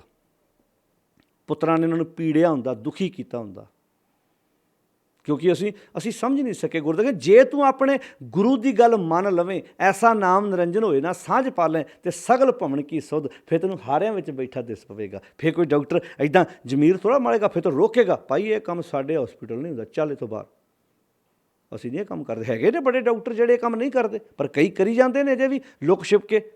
ਇੱਥੇ ਕੰਮ ਹੋ ਰਿਹਾ, ਗੁਨਾਹ ਹੋ ਰਿਹਾ। ਮੰਨੈ ਮੋਹ ਚੋਟਾਂ ਨਾ, ਕਿੰਨੇ ਪਿਆਰੇ ਸ਼ਬਦ ਵਰਤੇ। ਮੰਨੈ ਸੁਰਤ ਹੋਵੇ ਮਨ ਬੁੱਧ, ਮੰਨੈ ਸਗਲ ਭਵਨ ਕੀ ਸੁਧ, ਮੰਨੈ ਮੂੰਹ ਚੋਟਾਂ ਨਾ ਖਾਏ। ਜਿਹਨੂੰ ਸਾਰਿਆਂ ਭਵਨਾਂ ਦੇ ਵਿੱਚ ਉਹ ਬੈਠਾ ਆਪ ਦਿਸ ਪਿਆ, ਜਿਹਨੂੰ ਸਾਰਿਆਂ ਸਰੀਰਾਂ 'ਚ ਬੈਠਾ ਉਹ ਆਪ ਦਿਸ ਪਿਆ, ਜਿਹਦੀ ਸੁਰਤ ਬੁੱਧ ਉੱਚੀ ਹੋ ਗਈ, ਜਿਹਨੇ ਆਪਣੇ ਮਨ ਨੂੰ ਵਿਸ਼ਿਆਂ ਵਕਾਰਾਂ 'ਚੋਂ ਜਗਾਗ ਲਿਆ, ਉਹ ਚੋਟਾਂ ਕਿੱਦਾਂ ਖਾਏਗਾ? ਮੰਨੈ ਮੋਹ ਚੋਟਾਂ ਨਾ ਖਾਏ। ਮੂੰਹ ਉਹ ਮੂੰਹ 'ਤੇ ਚੋਟਾਂ ਕਿੱਦਾਂ ਖਾਏਗਾ? ਕਿਹਤੋਂ? ਵਕਾਰਾਂ ਤੋਂ। ਚੋਟ ਕੌਣ ਮਾਰਦਾ ਹੈ? ਚੋਟ ਵਿਸ਼ੇ ਵਕਾਰ ਮਰਵਾਉਂਦੇ ਨੇ ਬੰਦੇ ਨੂੰ। ਹੁਣ ਬੰਦਾ ਚੋਰੀ ਕਰਦਾ ਫੜਿਆ ਜਾਏ ਲਾਲਚ ਵਸ, ਤੇ ਕੁੱਟ ਪੈਂਦੀ ਹੈ ਨਾ। ਹੁਣ ਕੋਈ ਕਿਹਨੇ ਕੁੱਟ ਪਵਾਈ? ਲਾਲਚ ਨੇ ਵੇਲੋ ਬੰਦੇ ਨੇ ਕੁੱਟ ਪਵਾਤੀ। ਮੂੰਹ 'ਤੇ ਮੂੰਹ ਛਿੱਲ ਦਿੰਦੇ ਮਾਰ ਮਾਰ ਕੇ ਅਗਲੇ। ਕਾਮ ਵਾਸ਼ਨਾਵਾਂ 'ਚ, ਜਦੋਂ ਕਾਮ ਵਾਸ਼ਨਾਵਾਂ 'ਚ ਬੰਦਾ ਇੱਦਾਂ ਕਿਤੇ ਗਲਤ ਜਗ੍ਹਾ ਹੱਥ ਪਾ ਪੈਂਦਾ, ਕਿੱਦਾਂ ਭੰਨਦੇ ਅਗਲੇ। ਕਤਲ ਵੀ ਹੋਏ ਕਈਆਂ ਥਾਵਾਂ 'ਤੇ। ਇਹੋ ਹੀ ਤਾਂ ਜੰਮ ਅਸੀਂ ਇੱਦਾਂ ਗੜੀ ਗਏ, ਅੱਛਾ ਜੀ ਬੰਦੇ ਨੂੰ ਜਮਾਂ ਦੀ ਮਾਰ ਨਹੀਂ ਪੈਣੀ। ਹੁਣ ਜੰਮ ਤਾਂ ਲਈ ਫਿਰਦੇ ਜਿਉਂਦੇ ਜੀ ਬੰਦੇ ਨੂੰ। ਮਰਨ ਤੋਂ ਬਾਅਦ ਕਿੱਥੇ ਸਰੀਰ ਨਾਸ਼ ਹੋਣਾ, ਕਿੱਥੇ ਕੀ ਜਾਣਾ, ਇਹਦੇ ਨਾਲ ਮਤਲਬ ਨਹੀਂ ਹੈ ਗੁਰਮਤਿ ਦਾ। ਗੁਰਮਤਿ ਨੇ ਕਿਹਾ ਇੱਥੇ ਤੈਨੂੰ ਜੰਮ ਧੂਰੇ ਨੇ। ਅਵਰ ਪੰਚ ਹਮ ਏਕ ਜਨਾ, ਉਹ ਪੰਜ ਤੇ ਮੈਂ ਕੱਲਾ, ਕਿਉਂ ਰਾਖੂੰ ਘਰ ਬਾਹਰ ਮਨਾ। ਮਾਰੈ ਲੁੱਟੈ ਨੀਤ। ਇਹ ਮਾਰਦੇ ਵੀ ਤੇ ਲੁੱਟਦੇ ਵੀ ਆ। ਮਾਰਦੇ ਕਿੱਦਾਂ? 5 ਵਕਾਰ ਰੋਜ਼ ਬੇਇੱਜ਼ਤੀ ਨਹੀਂ ਕਰਾਉਂਦੇ ਬੰਦੇ ਦੀ। ਕਿਸ ਆਗੇ ਕਰੀ ਪੁਕਾਰ ਜਨਾ, ਸ੍ਰੀ ਰਾਮ ਨਾਮਾ ਉਚਰ ਮਨ ਆਗੇ ਜਮ ਦਲ। ਅਥਾ ਉੱਤੇ 5 ਕਹਿਤਾ, ਥੱਲੇ ਜਮਾਂ ਦਾ ਦਲ ਕਹਿਤਾ, ਜਾਨੀ ਕਿ 5 ਹੀ ਜਮਾਂ ਦਾ ਦਲ ਹੈ। ਇਹ ਬੰਦੇ ਨੂੰ ਉਂਗਲਾਂ 'ਤੇ ਨਹੀਂ ਚਾਹੁੰਦੇ। 4 ਵਰਨ ਚਾਹਾਂ ਕੇ ਮਰਦਨ। 4 ਵਰਨ ਖੱਤਰੀ ਬ੍ਰਾਹਮਣ ਸੂਦ ਵੈਸ਼ ਜਿਹੜੇ ਪ੍ਰਚਲਿਤ ਨੇ। ਇਹਦਾ ਮਤਲਬ ਨਹੀਂ ਗੁਰਮਤਿ ਮੋਹਰ ਲਾ ਰਹੀ ਵੀ ਇਹ ਹੁੰਦੇ ਨੇ, ਇਹ ਪ੍ਰਚਲਿਤ ਨੇ। ਕੁਝ ਗੱਲਾਂ ਜਿਹੜੀਆਂ ਸਮਾਜ ਵਿੱਚ ਪ੍ਰਚਲਿਤ ਹੋ ਜਾਂਦੀਆਂ ਉਹਨਾਂ ਦਾ ਨਾਂ ਲਿਆ, ਜਿਵੇਂ ਗੋਰੀ ਈਸ਼ਰ ਗੁਰੂ ਗੋਰਖ ਬ੍ਰਹਮਾ। ਹੁਣ ਇਹਦਾ ਮਤਲਬ ਨਹੀਂ ਗੁਰਮਤਿ ਇਹਨਾਂ ਨੂੰ ਮੰਨਦੀ ਹੈ, ਪ੍ਰਚਲਿਤ ਸੀ ਇਹ ਚੀਜ਼ਾਂ। ਜਿਵੇਂ 1 ਲੱਖ ਪੂਤ 1.25 ਲੱਖ ਨਾਤੀ ਪ੍ਰਚਲਿਤ ਸੀ ਵੀ ਰਾਵਣ ਦਾ 1 ਲੱਖ ਪੁੱਤਰ ਤੇ 1.25 ਲੱਖ ਪੁੱਤਰਾ ਸੀ। ਇਹਦਾ ਅਰਥ ਨਹੀਂ ਵੀ ਗੁਰਮਤਿ ਮੋਹਰ ਲਾ ਦੀ ਵੀ ਇਹ ਹੈਗੇ ਸੀ। ਉਹ ਪ੍ਰਚਲਿਤ ਗੱਲ ਨੂੰ ਲੈ ਕੇ ਸਮਝਾਉਣ ਦਾ ਯਤਨ, ਜੋ ਮਿੱਥ ਹੈ, ਜੋ ਸੰਸਾਰ ਇਸ ਗੱਲ ਨੂੰ ਮੰਨਦਾ ਸੀ, ਉਹ ਨਾਂ ਲੈ ਕੇ ਸਮਝਾਉਣ ਦਾ ਯਤਨ ਕੀਤਾ। ਇੱਦਾਂ ਬਾਣੀ 'ਚ ਪੱਕ ਨਹੀਂ। ਵੱਖਰੀ ਗੱਲ ਹੈ ਕਿ ਸਾਡੇ ਬਹੁਤ ਅਗਿਆਨੀ ਲੋਕਾਂ ਨੇ ਇਹਨੂੰ ਗੁਰਮਤਿ ਬਣਾ ਕੇ ਪੇਸ਼ ਕਰਨਾ ਸ਼ੁਰੂ ਕਰ ਦਿੱਤਾ ਵੀ ਸ਼ਾਇਦ ਗੁਰਮਤਿ ਇਹ ਗੱਲ ਕਹਿੰਦੀ ਆ, ਸ਼ਾਇਦ ਗੁਰਮਤਿ ਇਸ ਗੱਲ 'ਤੇ ਮੋਹਰ ਲਾਉਂਦੀ ਆ। ਅਸੀਂ ਵਿਸ਼ਾ ਵਸਤੂ ਨਹੀਂ ਸਮਝਿਆ ਵੀ ਇਹਦੇ ਵਿੱਚ ਸਾਨੂੰ ਪਰੋਸ ਕੇ ਕੀ ਦਿੱਤਾ ਹੈ। ਬਾਣੀ ਕਾਵਿ ਰੂਪ 'ਚ ਹੈ। ਇਹ 'ਚ ਕੋਇਲ ਦੀ ਗੱਲ ਕੀਤੀ, ਕੋਇਲ ਦੇ ਰਾਹੀਂ ਸਮਝਾਇਆ ਸਾਨੂੰ, ਕਾਂ ਦੇ ਰਾਹੀਂ ਸਮਝਾਇਆ, ਸੱਪ ਦੇ ਰਾਹੀਂ ਸਾਨੂੰ ਸਮਝਾਇਆ, ਸਰੋਵਰਾਂ ਨਾਲ ਗੱਲਾਂ ਕੀਤੀਆਂ ਨੇ, ਸਮਝਾਇਆ ਇਨਸਾਨ ਨੂੰ। ਕਿੰਨੀਆਂ ਦਲੀਲਾਂ ਦੇ ਕੇ ਸਮਝਾਉਣ ਦਾ ਯਤਨ ਕੀਤਾ ਮਹਾਰਾਜ ਨੇ। ਤੋ 4 ਵਰਨ ਚੌਹਾਂ ਕੇ ਮਰਦਨ, 4 ਵਰਨਾਂ ਦੇ ਜਿਹੜੇ ਇਨਸਾਨ ਅਖਵਾਉਣ ਵਾਲੇ ਸੀ। ਖੱਟ ਦਰਸ਼ਨ ਕਰ ਤਲੀ ਦੇ ਜਿਹੜੇ ਜਿਨ੍ਹਾਂ ਨੇ 6 ਸ਼ਸਤਰਾਂ ਨੂੰ ਮੂੰਹ ਜਵਾਨੀ ਰੱਟੇ ਮਾਰੇ ਸੀ, ਜਿਹੜੇ ਆਪਣੇ ਆਪ ਨੂੰ ਫਿਲਾਸਫਰ ਕਹਿੰਦੇ ਸੀ, ਖਟ ਦਰਸ਼ਨ ਕਰ ਤਲੀਰੇ, ਸੁੰਦਰ ਸੁਘਰ ਸਰੂਪ ਸਿਆਣੇ। ਜਿਹੜੇ ਸੁੰਦਰ ਸੁਘੜ ਸੋਹਣੇ ਬਾਂਕੇ ਨੌਜਵਾਨ, ਪੰਚੋਂ ਹੀ ਮੋਹ ਛਲੀਰੇ। ਉਹਨਾਂ ਸਾਰਿਆਂ ਨੂੰ ਪੰਜਾਂ ਨੇ ਛਲਿਆ।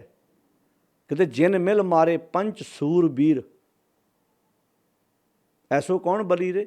ਹੈ ਕੋਈ ਇਹੋ ਜਿਹਾ ਸੂਰਮਾ ਜਿਹਨੇ ਇਹਨਾਂ ਪੰਜਾਂ ਦੇ ਨਾਲ ਟਾਕਰਾ ਕੀਤਾ ਹੋਵੇ। ਕਹਿੰਦੇ ਜਿਨ ਮਿਲ ਮਾਰੇ ਪੰਚ ਸੂਰਬੀਰ, ਜਿਨ ਪੰਚ ਮਾਰ ਬਦਾਰ ਗੁਦਾਰੇ, ਸੋ ਪੂਰਾ ਇਹ ਕਲੀਰੇ। ਉਹੋ ਹੀ ਇੱਥੇ ਪੂਰਾ ਹੈ ਜਿਹਨੇ ਇਹਨਾਂ ਪੰਜਾਂ ਨੂੰ ਨੱਥ ਪਾਈ ਹੈ। ਇਹ ਪੰਜ ਹੀ ਤੇ ਜਿਹੜੇ ਖੱਜਲ ਕਰਦੇ ਨੇ। ਮੰਨੇ ਮੂੰਹ ਚੋਟਾਂ ਨਾ ਖਾਏ। ਜੇ ਤੂੰ ਆਪਣੇ, ਹੁਣ ਜੇ ਕੰਡੀਸ਼ਨ, ਜੇ ਆ ਕੰਮ ਕਰ ਲਵੇਂ, ਜੇ ਤੂੰ ਆਪਣੇ ਗੁਰੂ ਦੇ ਰਾਹੀਂ ਉਸ ਐਸਾ ਨਾਮ ਨਿਰੰਜਨ ਹੋਏ ਦੇ ਨਾਲ ਸਾਂਝ ਪਾ ਲੈ ਤੇ ਮੂੰਹ ਚੋਟਾਂ ਨਾ ਖਾਏ ਤੇ ਮੰਨੇ ਜੰਮ ਕੇ। ਹੁਣ ਜੰਮ ਆ ਗਿਆ ਨਾ, ਮੰਨੇ ਜੰਮ ਕੇ ਸਾਥ ਨਾ ਜਾਏ। ਫਿਰ ਤੂੰ ਜੰਮ ਦੇ ਨਾਲ ਤੇਰਾ ਵਾਹ ਵਾਸਤਾ ਪਊ। ਤੋ ਸਾਡੇ ਇੱਥੇ ਕਹਾਣੀਆਂ ਇੱਦਾਂ ਦੀਆਂ ਬਣਾਤੀ, ਉਹ ਭਾਈ ਤੈਨੂੰ ਜਮਾਂ ਦੀ ਮਾਰ ਪੈਣੀ। ਬੰਦਾ ਇਹ ਸੋਚੇਗਾ ਵੀ ਸ਼ਾਇਦ ਅੱਗੇ ਮੈਨੂੰ ਜਮਾਂ ਦੀ ਮਾਰ ਪੈਣੀ। ਉਹ ਜਮਾਂ ਦੀ ਮਾਰ ਤੇ ਪੈ ਰਹੀ ਆ। ਜੰਮ ਤੇ ਬੰਦੇ ਨੂੰ ਉਂਗਲਾਂ ਤੇ ਇੱਥੇ ਨਚਾ ਰਹੇ ਆ। ਇੱਥੇ ਜੰਮ ਖੱਜਲ ਨਹੀਂ ਕਰਦੇ ਬੰਦੇ ਨੂੰ। ਇਹ ਆ ਜਿਹੜਾ ਆਵਾਗਮਨ ਇੱਥੇ ਬੰਦੇ ਦਾ ਤੁਰਦਾ, ਪਰ ਧਨ ਪਰਤੀ ਨਿੰਦਾ, ਪਰ ਅਪਵਾਦ ਨਾ ਛੂਟੈ, ਪਰਾਇਆ ਧਨ ਪਰਾਇਆ ਤਨ। ਇਹ ਆਵਾਗਮਨ ਨਹੀਂ ਹੈ। ਕੋਈ ਕਿਸੇ ਦਾ ਘਰ ਵੇਖ ਕੇ ਮਰੀ ਜਾਂਦਾ, ਕੋਈ ਕਿਸੇ ਦਾ ਤਨ ਵੇਖ ਕੇ ਮਰੀ ਜਾਂਦਾ, ਕੋਈ ਕਿਸੇ ਦੀ ਗੱਡੀ ਵੇਖ ਕੇ ਮਰੀ ਜਾਂਦਾ, ਕੋਈ ਕਿਸੇ ਦੀ ਜਾਇਦਾਦ ਵੇਖ ਕੇ ਮਰੀ ਜਾਂਦਾ, ਕੋਈ ਕਿਸੇ ਦਾ ਪੁੱਤਰ ਚੰਗੇ ਘਰ ਵਿਆਹ ਜਾਂਦਾ, ਉਹਨੂੰ ਵੇਖ ਕੇ ਮਰੀ ਜਾਂਦਾ।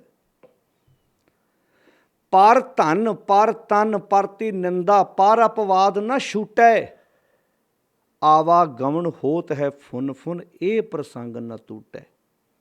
ਆਵਾਗਮਨ ਫੁਨ ਫੁਨ ਸਕਿੰਟ 'ਚ ਹੋਈ ਜਾਂਦਾ। ਬਾਰ ਬਾਰ ਜੰਮਣ ਮਰਨ ਦੀ ਕਿਰਿਆ ਚੱਲੀ ਜਾਂਦੀ ਹੈ। ਤਾਂ ਜਦੋਂ ਜੇ ਉਹ ਵਿਅਕਤੀ ਆਪਣੇ ਗੁਰੂ ਦੀ ਗੱਲ ਨੂੰ ਸੁਣ ਕੇ ਸਮਝ ਕੇ ਆਪਣੀ ਜ਼ਿੰਦਗੀ 'ਚ ਮੰਨ ਲਵੇ ਤਾਂ ਉਹ ਮੂੰਹ ਚੋਟਾਂ ਨਾ ਖਾਏ। ਉਹਨੂੰ ਫਿਰ ਚੋਟਾਂ ਨਹੀਂ ਖਾਣੀਆਂ ਪੈਣਗੀਆਂ। ਉਹ ਖੱਜਲ ਨਹੀਂ ਹੋਏਗਾ, ਖੁਆਰ ਨਹੀਂ ਹੋਏਗਾ। ਫਿਰ ਆਪਣੀ ਜ਼ਿੰਦਗੀ ਖੂਬਸੂਰਤ ਤਰੀਕੇ ਨਾਲ ਜੂਏਗਾ। ਫਿਰ ਉਹ ਮਾਣ ਨਾਲ ਸਿਰ ਉੱਚਾ ਚੁੱਕ ਕੇ ਆਪਣੀ ਜ਼ਿੰਦਗੀ ਨੂੰ ਵਧੀਆ ਤਰੀਕੇ ਨਾਲ ਬਤੀਤ ਕਰੇਗਾ।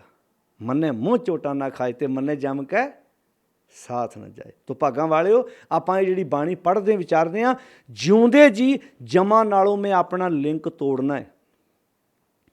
ਇਹਨਾਂ ਨਾਲੋਂ ਨਾਤਾ ਤੋੜ ਕੇ ਮੈਂ ਜ਼ਿੰਦਗੀ ਨੂੰ ਖੂਬਸੂਰਤ ਤਰੀਕੇ ਨਾਲ ਜਿਉਣਾ। ਇਹ ਖੱਜਲ ਕਰਦੇ ਨੇ। ਜਦੋਂ ਬਾਣੀ 'ਚ ਆਖ ਨਾ ਆਪਣੇ ਮਨ ਨਾਲ ਜੰਗ ਕਰ, ਤਾਂ ਉਹਦਾ ਮਤਲਬ ਸੀ ਆਪਣੇ ਮਨ ਨਾਲ ਜੰਗ ਕਰਨਾ। ਲਾਲਚ ਨਾਲ ਲੜ ਪਾ, ਭਰਾ ਨਾਲ ਲੜੀ, ਕਾਮ ਵਾਸ਼ਨਾਵਾਂ ਨਾਲ ਲੜ ਪਾ, ਹੋਰ ਕਿਤੇ ਲੜਾਈ ਨਾ ਪਾਈ, ਕ੍ਰੋਧ ਨਾਲ ਲੜ ਪਈ, ਹੰਕਾਰ ਨਾਲ ਲੜ ਪਈ, ਜਾ ਕੇ ਗੁਰਦੁਆਰੇ ਲੜਾਈ ਨਾ ਪਾਈ ਕਿ ਮੈਨੂੰ ਸਰੋਪਾ ਨਹੀਂ ਮਿਲਿਆ। ਪਰ ਅਸੀਂ ਕੀ ਕਰਦੇ ਹਾਂ? ਹੰਕਾਰ ਦੇ ਪਿੱਛੇ ਲਾ ਕੇ ਗੁਰਦੁਆਰੇ ਲੜਾਈ ਪਾ ਕੇ ਬਹਿ ਜਾਂਦੇ। ਮੈਂ ਇੰਨੇ ਪੈਸੇ ਦਿੱਤੇ, ਮੈਨੂੰ ਸਰੋਪਾ ਹੀ ਨਹੀਂ ਦਿੱਤਾ ਤੁਸੀਂ। ਲਾਲਚ ਪਿੱਛੇ ਲਾ ਕੇ ਸਕੇ ਸਾਂਢੂ ਉਹਨਾਂ ਦਾ ਵੈਰ ਪੈ ਜਾਂਦਾ। ਇੱਕ ਜਿਹੜਾ ਕਤਲ ਕਰਨ ਤੱਕ ਜਾਂਦੇ ਆ। ਭਰਾ ਕੋਲੋਂ ਖੱਜਲ ਹੋ ਰਿਹਾ। ਕਈਆਂ ਭਰਾਵਾਂ ਨੇ ਸਕਿਆਂ ਭਰਾਵਾਂ ਦੇ ਕਤਲ ਕੀਤੇ, ਭੈਣਾਂ ਭਰਾਵਾਂ ਦੇ ਨਾਲ ਧੋਖੇ ਬੇਈਮਾਨੀਆਂ ਕੀਤੀਆਂ। ਕਿਹਨਾਂ ਪਿੱਛੇ ਲਾ ਕੇ? ਵਕਾਰਾਂ ਦੇ ਪਿੱਛੇ ਲਾ ਕੇ। ਤਾਂ ਇਹ ਜਿਹੜੀ ਬਾਣੀ ਆਪਾਂ ਰੋਜ਼ ਪੜ੍ਹਦੇ ਹਾਂ, ਅੰਮ੍ਰਿਤ ਹੈ। ਇਹਨੂੰ ਪੜ੍ਹੋ, ਸਮਝੋ। ਮੰਨੈ ਸੁਰਤ ਹੋਵੇ ਮਨ ਬੁੱਧ। ਜੇ ਕੋਈ ਵਿਅਕਤੀ ਆਪਣੇ ਗੁਰੂ ਪਰਮੇਸ਼ਰ ਦੀ ਗੱਲ ਨੂੰ ਸੁਣ ਸਮਝ ਕੇ ਆਪਣੇ ਅੰਦਰ ਵਿਚਾਰ ਧਾਰਨ ਕਰ ਲਵੇ, ਐਸਾ ਨਾਮ ਨਿਰੰਜਨ ਹੋਏ ਤੇ ਸੁਰਤ ਹੋਵੇ, ਉਹਦੀ ਸੁਰਤ ਉੱਚੀ ਹੋਏਗੀ, ਮਨ ਬੁੱਧ, ਉਹਦਾ ਮਨ ਜਾਗ ਪਵੇਗਾ। ਆਓ ਆਪਣੇ ਮਨ ਨੂੰ ਜਗਾਈਏ। ਪਾਣੀ ਜਗਾਉਣ ਆਈ ਸਾਨੂੰ ਗੁਰਬਾਣੀ, ਸਾਨੂੰ ਮਨ ਕਰਕੇ ਜਗਾਉਂਦੀ ਹੈ। ਬੰਦਿਆ ਜਾਗੇਗਾ, ਜ਼ਿੰਦਗੀ ਖੂਬਸੂਰਤ ਬਣੇਗੀ ਤੇਰੀ। ਜੇ ਅਸੀਂ ਸਰੀਰ ਦੀ ਨੀਂਦ ਕਰਕੇ, ਸਾਨੂੰ ਪਤਾ ਹੈ ਕਿ ਸਰੀਰ ਇੰਨੇ ਘੰਟੇ ਆਪਾਂ ਸੌਂਦੇ, ਇੰਨੇ ਘੰਟੇ ਆਪਾਂ ਜਾਗਦੇ ਹਾਂ। ਮਨ ਕਰਕੇ ਸੁਚੇਤ ਹੋਣਾ, ਆਪਾਂ ਹਮੇਸ਼ਾ ਜਾਗਦੇ ਰਹਿਣਾ। ਮਨ ਕਰਕੇ ਜਾਗਾਂਗੇ, ਅਸੀਂ ਜ਼ਿੰਦਗੀ ਦੇ ਵਿੱਚ ਕਾਮਯਾਬ ਹੋ ਸਕਾਂਗੇ। ਅੱਜ ਮਨ ਕਰਕੇ ਸੁੱਤੇ ਪਏ ਹਾਂ ਅਤੇ ਇਹ ਮਨ ਡਰਾਈਵਰ ਹੈ ਸਾਡੀ ਗੱਡੀ ਦਾ। ਤਾਂ ਇਹਨੂੰ ਆਖਿਆ ਸੀ ਨਾ, ਅੰਧ ਆਗੂ ਜੇ ਥੀਏ ਸਭ ਸਾਥ ਮੁਹਾਵੇ। ਇਹ ਜਦੋਂ ਇਹ ਮਨ ਆਗੂ ਆ, ਜਦੋਂ ਇਹ ਅੰਨਾ ਵਾ, ਇਹੋ ਹੀ ਸੁੱਤਾ ਪਿਆ, ਅਤੇ ਪਿਛਲਾ ਤੁਰਨ ਵਾਲਾ ਸਾਥ ਤੇ ਡੁੱਬੇਗਾ। ਫਿਰ ਹੁਣ ਜਿਹਦਾ ਆਗੂ ਹੀ ਕੁਰਾਹੇ ਪੈ ਜਾਏ, ਤੇ ਪਿੱਛੇ ਤੁਰਨ ਵਾਲੇ ਤੇ ਕਿਰਾਏ ਪੈਣਾ ਹੀ ਪੈਣਾ। ਅੰਧਾ ਆਗੂ ਜੇ ਥੀ ਹੈ ਸਭ ਸਾਥ ਮੁਹਾਵੇ। ਜਦੋਂ ਆਗੂ ਹੀ ਕੁਰਾਹੇ ਪੈ ਗਿਆ, ਪਿੱਛੇ ਤੁਰਨ ਵਾਲੇ ਤੇ ਆਪਣੇ ਆਪ ਜਾਣਾ। ਕੋਈ ਕਾਉ ਕਪੂਰ ਨਾ ਚੱਖੀ ਦੁਰਗੰਧ ਸਿਖਾਵੇ। ਜੇ ਕਾਂ ਨੂੰ ਕੇਸਰ ਨਹੀਂ ਚੰਗਾ ਲੱਗਦਾ, ਗੰਦਗੀ ਤੇ ਜਾ ਕੇ ਬੈਠਦਾ। ਕਾਉ ਕਪੂਰ ਨਾ ਚੱਖੀ ਦੁਰਗੰਧ ਸਿਖਾਵੇ। ਹਾਥੀ ਨੀਰ ਨਵਾਲੀਆ ਸਿਰ ਛਾਰ ਉਡਾਵੇ। ਹਾਥੀ ਨੂੰ ਜਿੰਨਾ ਮਰਜ਼ੀ ਨਵਾਈ ਜਾਓ, ਆਪੇ ਸੁਣ 'ਚ ਫਿਰ ਚਿੱਕੜ ਭਰ ਕੇ ਆਪਣੇ ਤੇ ਪਾ ਲੈਂਦਾ। ਸਿਮਲ ਰੁੱਖ ਸਰੇਵੀਏ ਫਲ ਹੱਥ ਨਾ ਆਵੇ। ਜਿੰਨਾ ਮਰਜ਼ੀ ਸਿਮਲ ਰੁੱਖ ਨੂੰ ਪਾਣੀ ਪਾਈ ਜਾਏ, ਉਹਦੇ ਫਲ ਕਿਤੇ ਤੁਹਾਡੇ ਹੱਥ ਥੋੜ੍ਹਾ ਆ ਜਾਣੇ, ਤੁਹਾਨੂੰ ਤੁਹਾਡੇ ਉਹ ਕਿਤੇ ਕੰਮ ਥੋੜ੍ਹਾ ਆ ਜਾਣੇ। ਸਿਮਲ ਰੁੱਖ ਸਰੇਵੀਏ ਫਲ ਹੱਥ ਨਾ ਆਵੇ। ਤੋ ਕਿੰਨੇ ਪਿਆਰੇ ਸ਼ਬਦ ਵਰਤੇ। ਨਿੰਦਕ ਨਾਮ ਵਿਹੂਣਿਆ ਸਤ ਸੰਗ ਨਾ ਪਾਵੇ। ਨਿੰਦਕ ਨੂੰ, ਸੱਚ ਤੋਂ ਸਖਣੇ ਨੂੰ, ਨਿੰਦਕ ਨਾਮ ਵਿਹੂਣਿਆ ਸਤ ਸੰਗ ਨਾ ਪਾਵੇ। ਸਤ ਦੀ ਸੰਗਤ ਨਹੀਂ ਪਾਉਂਦੀ, ਚੰਗੀ ਨਹੀਂ ਲੱਗਦੀ। ਆਓ ਆਪਣੇ ਮਨ ਨੂੰ ਜਗਾਈਏ। ਕਬੀਰ ਪਾਪੀ ਭਗਤ ਨਾ ਭਾਵੇ। ਜਿਹਦੇ ਅੰਦਰ ਮਾੜੀ ਸੋਚ ਹੁੰਦੀ ਹੈ, ਮਾੜੀ ਸੋਚ ਵਾਲੇ ਬੰਦੇ ਨੂੰ ਭਗਤੀ ਭਾਵ ਗੁਣ ਚੰਗਿਆਈ ਨਹੀਂ ਚੰਗੀ ਲੱਗਦੀ। ਕਬੀਰ ਪਾਪੀ ਭਗਤ ਨਾ ਭਾਵਈ, ਹਰ ਪੂਜਾ ਨਾ ਸੁਹਾਏ। ਹਰੀ ਦੀ ਪੂਜਾ ਨਹੀਂ ਚੰਗੀ ਲੱਗਦੀ, ਹਰ ਪੂਜਾ ਨਾ ਸੁਹਾਏ। ਅੱਜ ਜਦੋਂ ਪੁਜਾਰੀ ਕਿਹਾ ਜਾਂਦਾ ਨਾ, ਠਾਕੁਰ ਕਾ ਸੇਵਕ ਸਦਾ ਪੁਜਾਰੀ। ਸਿੱਖ ਮਾਣ ਨਾਲ ਕਹਿੰਦਾ ਮੈਂ ਪੁਜਾਰੀ ਹਾਂ, ਪਰ ਕਿਹਦਾ? ਉਹ ਠਾਕੁਰ ਦਾ ਪੁਜਾਰੀ ਹਾਂ। ਉਹਦਾ ਰਮਿਆ ਹੋਇਆ ਮੇਰੇ ਅੰਦਰ ਬੈਠਾ, ਉਹਦਾ ਪੁਜਾਰੀ ਹਾਂ। ਹਾਂ, ਉਹ ਪੁਜਾਰੀ ਮਾਰੇ ਹੋਣਗੇ ਜਿਹੜੇ ਬੰਦਿਆਂ ਦੇ ਪੁਜਾਰੀ ਹੋਣਗੇ, ਜਿਹੜੇ ਬੰਦਿਆਂ ਦੇ ਸੋਹਲੇ ਗਾਉਂਦੇ ਹੋਣਗੇ, ਪਰ ਬਾਣੀ 'ਚ ਆਖਿਆ ਠਾਕੁਰ ਕਾ ਸੇਵਕ ਸਦਾ ਪੁਜਾਰੀ। ਹੁਣ ਸਮਾਂ ਨਹੀਂ ਕਿ ਆਪਾਂ ਇਹ 'ਤੇ ਲੰਬੀ ਵਿਚਾਰ ਕਰੀਏ। ਆਉਣ ਵਾਲੇ ਸਮਾਂ 'ਚ ਆਪਾਂ ਇਹਦੇ ਬਾਰੇ ਵਿਚਾਰ ਕਰਾਂਗੇ ਵੀ ਪੁਜਾਰੀ ਕਿਹਨੂੰ ਕਿਹਾ, ਪੁਜਾਰੀ ਕੌਣ ਹੈ। ਪੁਜਾਰੀ ਜਿਹੜਾ ਉਹਦੀ ਪੂਜਾ ਕਰਦਾ। ਕਿਹਦੀ ਪੂਜਾ ਕਰਦਾ? ਤੇਰਾ ਨਾਮ ਕਰੀ ਚੰਨਾਠੀਆ, ਜਿਹੜਾ ਉਹਦੇ ਨਾਮ ਨੂੰ ਚੰਦਨ ਦੀ ਲੱਕੜ ਬਣਾਉਂਦਾ। ਜੇ ਮਨ ਉਰਸਾ ਹੋਏ, ਆਪਣੇ ਮਨ ਨੂੰ ਉਹ ਉਰਸਾ ਬਣਾਉਂਦਾ, ਉਹ ਪੱਥਰ ਬਣਾਉਂਦਾ ਜੇ ਤੇ ਉਹ ਰਗੜਿਆ ਜਾਂਦਾ ਹੈ। ਤੇਰਾ ਨਾਮ ਕਰੀ, ਜਿਹਦੇ ਉੱਤੇ ਚੰਦਨ ਨੂੰ ਘਸਾਉਂਦਾ ਹੈ, ਆਪਣੇ ਮਨ ਨੂੰ ਉਹ ਸਿਰ ਬਣਾਉਂਦਾ ਹੈ। ਤੇਰਾ ਨਾਮ ਕਰੀ ਚੰਨਾਠੀਆ, ਜੇ ਮਨ ਉਰਸਾ ਹੋਏ, ਕਰਨੀ ਕੁੰਗੂ ਜੇਰਲੇ, ਉਹ ਆਪਣੇ ਕਰੈਕਟਰ ਨੂੰ ਕੁੰਗੂ ਬਣਾਉਂਦਾ ਹੈ। ਘਾਟੇ ਅੰਤਰ ਪੂਜਾ ਹੋਏ, ਪੂਜਾ ਕੀਚੇ ਨਾਮ ਤੇ ਆਈ ਹੈ। ਇਹਦਾ ਪੁਜਾਰੀ ਬਣਨਾ ਸਿੱਖ ਨੇ। ਇਹ ਪੁਜਾਰੀ ਹੈ ਜੀ, ਇਹ ਪੁਜਾਰੀ ਹੈ ਜੀ। ਕਿਹੜਾ ਪੁਜਾਰੀ ਹੈ ਵੇ? ਬਾਣੀ 'ਚ ਮਾਣਨਾ ਕਹਿੰਦੇ ਹਿੱਕ 'ਤੇ ਹੱਥ ਠੋਕ ਕੇ ਕਹੋ ਕਿ ਮੈਂ ਪੁਜਾਰੀ ਹਾਂ। ਕਿਹਦਾ? ਪੂਜਾ ਕਾਲ ਕੀ ਪਰਚਾ ਸ਼ਬਦ ਕਾ ਦੀਦਾਰ ਖਾਲਸੇ ਕਾ। ਸਿੱਖ ਪੁਜਾਰੀ ਉਹਦਾ ਜਿਹੜਾ ਰਮਿਆ ਹੋਇਆ ਹੈ। ਹਾਂ, ਉਹ ਗਲਤ ਹੋ ਸਕਦਾ ਜਿਹੜਾ ਬਾਬਿਆਂ ਦੇ ਸੋਹਲੇ ਗਾਉਂਦਾ ਹੋਵੇ, ਜਿਹੜਾ ਬੰਦਿਆਂ ਦੇ ਨਾਲ ਸੋਹਲੇ ਖਾਉਂਦਾ ਹੋਵੇ। ਗੁਰੂ ਨੂੰ ਜੋ ਮਰਜ਼ੀ ਕਹੀ ਜਾਓ, ਕੋਈ ਪਰਵਾਹ ਨਹੀਂ, ਪਰ ਬਾਬੇ ਨੂੰ ਮੰਦਾ ਨਾ ਬੋਲੀ, ਕਿਉਂਕਿ ਮੈਂ ਬਾਬੇ ਦਾ ਪੁਜਾਰੀ ਹਾਂ। ਉਹ ਗਲਤ ਹੋ ਜਿਹੜੇ ਟੱਲੀਆਂ ਖੜਕਾਉਂਦੇ ਨੇ, ਜਿਹੜੇ ਆਰਤੀਆਂ ਕਰਦੇ ਨੇ, ਜਿਹੜੇ ਆ ਬੱਕਰੇ ਝੜਕਾਉਂਦੇ ਆਪਣੇ ਗੁਰੂ ਦੀ ਹਜ਼ੂਰੀ ਵਿੱਚ। ਪਰ ਸਿੱਖ ਤੇ ਮਾਣ ਨਾਲ ਕਹਿੰਦਾ ਮੈਂ ਉਹਦਾ ਪੁਜਾਰੀ ਹਾਂ। ਵਿਪਰਵਾਦ ਸ਼ਬਦ ਹੈ। ਵਿਪਰੀਤ, ਜਿਹੜਾ ਗੁਰੂ ਤੋਂ ਉਲਟ ਕੰਮ ਕਰਨਾ, ਗੁਰੂ ਦੀ ਵਿਚਾਰ ਤੋਂ ਪਾਸਾ ਕਰ ਲੈਣਾ। ਜਬਲਾ ਖਾਲਸਾ ਰਹੇ ਨਿਆਰਾ, ਤਬ ਲਗ ਤੇਜ ਦਿਉ ਮੈਂ ਸਾਰਾ, ਜਾਬੇ ਗਹਿ ਵਿਪਰਨ ਕੀ ਰੀਤ ਮੈਂ ਨਾ ਕਰੁਣ ਕੀ ਪ੍ਰਤੀਤ। ਤਾਂ ਫਿਰ ਗੱਲ ਨੂੰ ਸਮਝਣਾ, ਠਾਕੁਰ ਕਾ ਸੇਵਕ ਸਦਾ ਪੁਜਾਰੀ। ਜਿਹੜਾ ਠਾਕੁਰ ਦਾ ਸੇਵਕ ਹੈ ਉਹ ਸਦਾ ਹੀ ਪੁਜਾਰੀ ਹੁੰਦਾ। ਉਹ ਰਾਤ ਸੌਂਦਾ ਉਦੋਂ ਵੀ ਪੂਜਾ ਹੁੰਦੀ, ਜਦੋਂ ਦਿਨੇ ਜਾਗਦਾ ਕੰਮ ਕਰਦਾ ਉਦੋਂ ਵੀ ਪੂਜਾ ਹੁੰਦੀ। ਉਹ ਤੇ ਉਠਤ ਬੈਠਤ ਸੋਵਤ ਧਿਆਈ ਹੈ ਮਾਰਗ ਚਲਤ ਹਰੇ ਹਰਗੇ। ਉਹ ਤਾਂ ਟਰੱਕ ਚਲਾਉਂਦੇ ਆ, ਬੱਸ ਚਲਾਉਂਦੇ ਆ, ਬੈਂਕ ਵਿੱਚ ਜੋਬ ਕਰਦੇ ਆ, ਪੁਲਿਸ ਦੀ ਨੌਕਰੀ ਕਰਦੇ ਆ, ਕਿਸੇ ਹੌਸਪੀਟਲ ਜੋਬ ਕਰਦੇ ਆ, ਕਿਸੇ ਫੈਕਟਰੀ ਕਾਰਖਾਨੇ 'ਚ ਕੰਮ ਕਰਦੇ ਆ, ਘਰ 'ਚ ਪ੍ਰਸ਼ਾਦਾ ਪਾਣੀ ਤਿਆਰ ਕਰਦੇ ਆ। ਉਹ ਤਾਂ ਕਹਿੰਦਾ ਮੈਂ ਤਾਂ ਪੂਜਾ ਹਰ ਵਕਤ ਹੀ ਕਰਦਾ, ਜਦੋਂ ਮੇਰੇ ਉਹ ਅੰਦਰ ਬੈਠਾ ਤਾਂ ਪੂਜਾ ਆਪਣੇ ਆਪ ਚੱਲੀ ਜਾਂਦੀ। ਫਿਰ ਤੋਂ ਪੂਜਾ ਕੀਚੇ ਨਾਮ ਤੇ ਆਈ ਹੈ, ਬਿਨ ਨਾਮ ਹੈ ਪੂਜ ਨਾ ਹੋਏ। ਉਹ ਕਹਿੰਦਾ ਭਾਈ ਉੱਠਦਿਆਂ ਬਹਿੰਦਿਆਂ ਸੌਂਦਿਆਂ ਜਾਗਦਿਆਂ ਆਪਣੇ ਆਪ ਹੀ ਪੂਜਾ ਹੋ ਜਾਂਦੀ ਹੈ। ਮੈਨੂੰ ਵੱਖਰੀਆਂ ਟੱਲੀਆਂ ਖੜਕਾਉਣ ਦੀ ਲੋੜ ਨਹੀਂ ਪੈਂਦੀ। ਤੇਰਾ ਨਾਮ ਕਰੀ ਚੰਨਾਠੀਆ, ਜੇ ਮਨ ਉਰਸਾ ਹੋਏ, ਕਰਨੀ ਕੁੰਗੂ ਜੇਰਲ ਹੈ, ਘਾਟੇ ਅੰਤਰ ਪੂਜਾ ਹੋਏ, ਪੂਜਾ ਕੀਚੈ ਨਾਮ ਤੇ ਆਈ ਹੈ। ਨਾਮ ਕੀ ਹੈ? ਸੱਚ। ਸੱਚ ਨਾਲ ਜੁੜਨਾ ਹੀ ਉਹਦੀ ਪੂਜਾ ਹੈ। ਤੇ ਫਿਰ ਮਾਣਨਾ ਕਹਿੰਦੇ ਠਾਕੁਰ ਕਾ ਸੇਵਕ ਸਦਾ ਪੁਜਾਰੀ। ਠਾਕੁਰ ਦਾ ਸੇਵਕ ਸਦਾ ਹੀ ਉਹਦੀ ਪੂਜਾ ਕਰਦਾ, ਸਦਾ ਪੁਜਾਰੀ ਹੈ। ਤਾਂ ਪਾਤਸ਼ਾਹ ਜੀ ਇੱਥੇ ਜਿਹੜੀ 13 ਨੰਬਰ ਪੌੜੀ 'ਚ ਵਿਚਾਰ ਬਖਸ਼ਿਸ਼ ਕਰਨੇ, ਮੰਨੈ ਸੁਰਤ ਹੋਵੈ ਮਨ ਬੁੱਧ। ਜੇ ਆਪਣੇ ਗੁਰੂ ਦੇ ਉਪਦੇਸ਼ ਨੂੰ ਮੰਨ ਲਵੇ ਤੇ ਸਮਝ ਆ ਜਾਵੇ ਵੀ ਐਸਾ ਨਾਮ ਨਿਰੰਜਨ ਹੋਏ, ਆਹ ਚਿੱਤ ਰੱਖਣਾ ਹੈ, ਐਸਾ ਨਾਮ ਨਿਰੰਜਨ ਹੋਏ। ਮੰਨੈ ਸੁਰਤ ਹੋਵੈ, ਸੁਰਤ ਹੋ ਗਈ, ਉੱਚੀ ਹੋ ਗਈ ਸੁਰਤ, ਸੁਰਤ ਉੱਚੀ ਚੁੱਕਣੀ ਆਪਣੀ। ਅੱਜ ਸੁਰਤ ਬੜੀ ਨੀਵੀਂ ਹੈ। ਸੁਰਤ ਨੀਵੀਂ ਕਰਕੇ ਧੀ ਮਾਰਦੇ, ਸੁਰਤ ਨੀਵੀਂ ਕਰਕੇ ਠੱਗੀਆਂ ਮਾਰਦੇ, ਸੁਰਤ ਨੀਵੀਂ ਕਰਕੇ ਧੋਖਾ ਕਰਦੇ। ਸੁਰਤ ਉੱਚੀ ਚੁੱਕਣੀ ਹੈ। ਮੰਨੈ ਸੁਰਤ ਹੋਵੈ ਮਨ ਬੁੱਧ, ਮੰਨੈ ਸਗਲ ਭਾਵਨੀ ਕੀ ਸੋ। ਜਦੋਂ ਸੁਰਤ ਉੱਚੀ ਹੋ ਗਈ ਫਿਰ ਸਾਰਿਆਂ ਭਾਵਨਾ 'ਚ ਆਪਣੇ ਆਪ ਦਿਸ ਬਣਾਓ। ਅਤੇ ਮੰਨੇ ਮੂੰਹ ਝੋਟਾ ਨਾ ਖਾਏ। ਫਿਰ ਚੋਟ ਕਿੱਦਾਂ ਖਾਏਗਾ? ਜਦੋਂ ਸੁਰਤ ਹੀ ਉੱਚੀ ਹੋ ਗਈ ਚੋਟ ਕਿੱਦਾਂ ਖਾਏਗਾ ਉਹ? ਅਤੇ ਮੰਨੇ ਜਮ ਕਹਿ ਸਾਥ ਨਾ ਜਾਏ। ਫਿਰ ਜਮਾਂ ਨਾਲ ਕਿੱਦਾਂ ਨਾਤਾ ਜੁੜ ਜਾਏਗਾ? ਜਮਾਂ ਨਾਲੋਂ ਲਿੰਕ ਆਪੇ ਟੁੱਟ ਜਾਣਾ। ਐਸਾ ਨਾਮ ਨਿਰੰਜਨ ਹੋਏ ਜੇ ਕੋ ਮਨ ਜਾਣੇ ਮਨ ਕੋਏ। ਜੇ ਕੋਈ ਮਨ ਵਿੱਚ ਆਪਣੇ ਗੁਰੂ ਪਰਮੇਸ਼ਰ ਦੀ ਗੱਲ ਨੂੰ ਪੱਕਿਆਂ ਕਰ ਲਵੇ ਕਿ ਐਸਾ ਨਾਮ ਨਿਰੰਜਨ ਹੋਏ, ਉਹਦੀ ਫਿਰ ਸੋਚ ਉੱਚੀ ਹੋ ਜਾਂਦੀ ਹੈ। ਆਓ ਇਹ 13 ਨੰਬਰ ਪੌੜੀ ਤੱਕ ਆਪਾਂ ਵਿਚਾਰ ਸਰਵਣ ਕੀਤੀ ਹੈ, ਸਾਂਝੀ ਕੀਤੀ ਹੈ। ਪੜ੍ਹੋ, ਸਮਝੋ, ਵਿਚਾਰੋ, ਅਤੇ ਆਉਣ ਵਾਲੇ ਸਮੇਂ 'ਚ ਆਪਾਂ ਫਿਰ ਅਗਲੀਆਂ ਪੌੜੀਆਂ ਦੀ ਵਿਚਾਰ ਲੈ ਕੇ ਤੁਹਾਡੇ ਸਾਹਮਣੇ ਆਵਾਂਗੇ। ਸਹਿਜ ਪਾਠ ਕਰੋ ਸਾਧ ਸੰਗਤ ਜੀ, ਗੁਰੂ ਦੀ ਬਾਣੀ ਆਪ ਪੜ੍ਹੋ। ਇੰਨੇ ਕਹਿਣ ਨਾਲ ਖਹਿੜਾ ਨਹੀਂ ਛੁੱਟਣਾ ਵੀ 550 ਸਾਲ ਗੁਰੂ ਦੇ ਨਾਲ ਨਾ, ਗੁਰੂ ਦੇ ਨਾਲ ਤੇ ਇੱਕ ਪਲ ਬਿਤਾਇਆ ਹੋਵੇ ਨਾ, ਉਹ ਵੀ ਅਸਰ ਵਿਖਾਉਂਦਾ ਹੈ। 550 ਸਾਲ ਇਹਦਾ ਫੱਟਿਆਂ 'ਤੇ ਲਿਖਾਉਣ ਨਾਲ ਗੱਲ ਨਹੀਂ ਬਣੀ, ਗੇਟ 'ਤੇ ਲਿਖਾਤਾ 550 ਸਾਲ ਗੁਰੂ ਦੇ ਨਾਲ। ਅਤੇ ਜੇ ਗੁਰੂ ਪੁੱਛ ਲਵੇ 550 ਸਾਲ ਦਾ ਦਾਅਵਾ ਕਰਨ ਵਾਲਿਆ, ਗੱਲਾਂ ਤਾਂ ਤੈਨੂੰ 3 ਨਹੀਂ ਪਤਾ। ਜੇ 5-7 ਸਵਾਲ ਹੀ ਸਾਨੂੰ ਜਪਜੀ ਸਾਹਿਬ ਬਾਰੇ ਕੋਈ ਪੁੱਛ ਲਵੇ, ਕੀ ਪਤਾ ਹੈ ਸਾਨੂੰ, ਨਹੀਂ ਪਤਾ। ਆਓ ਪੜ੍ਹੋ, ਸਹਿਜ ਪਾਠ ਕਰੋ, ਅਰਥਾਂ ਸਹਿਜ ਬਾਣੀ ਸਮਝੋ ਅਤੇ ਆਪਣੀ ਜ਼ਿੰਦਗੀ 'ਚ ਲਾਗੂ ਕਰਨ ਦੀ ਕੋਸ਼ਿਸ਼ ਕਰੋ। ਭੇਖੀਆਂ ਗੜੀ ਮੱਥੇ ਨਾ ਟੇਕੋ, ਆਪ ਬਾਣੀ ਪੜ੍ਹੋ, ਆਪ ਗੁਰੂ ਦੀ ਵਿਚਾਰ ਦੇ ਨਾਲ ਸਾਂਝ ਪਾਓ। ਸਾਰਿਆਂ ਦਾ ਧੰਨਵਾਦ। ਇੰਨੇ ਕੁ ਬਚਨ ਪ੍ਰਵਾਨ ਕਰਨੇ ਜੀ। ਅਦਬ ਸਤਿਕਾਰ ਨਾਲ ਫਤਿਹ ਬੁਲਾਓ। ਵਾਹਿਗੁਰੂ ਜੀ ਕਾ ਖਾਲਸਾ, ਵਾਹਿਗੁਰੂ ਜੀ ਕੀ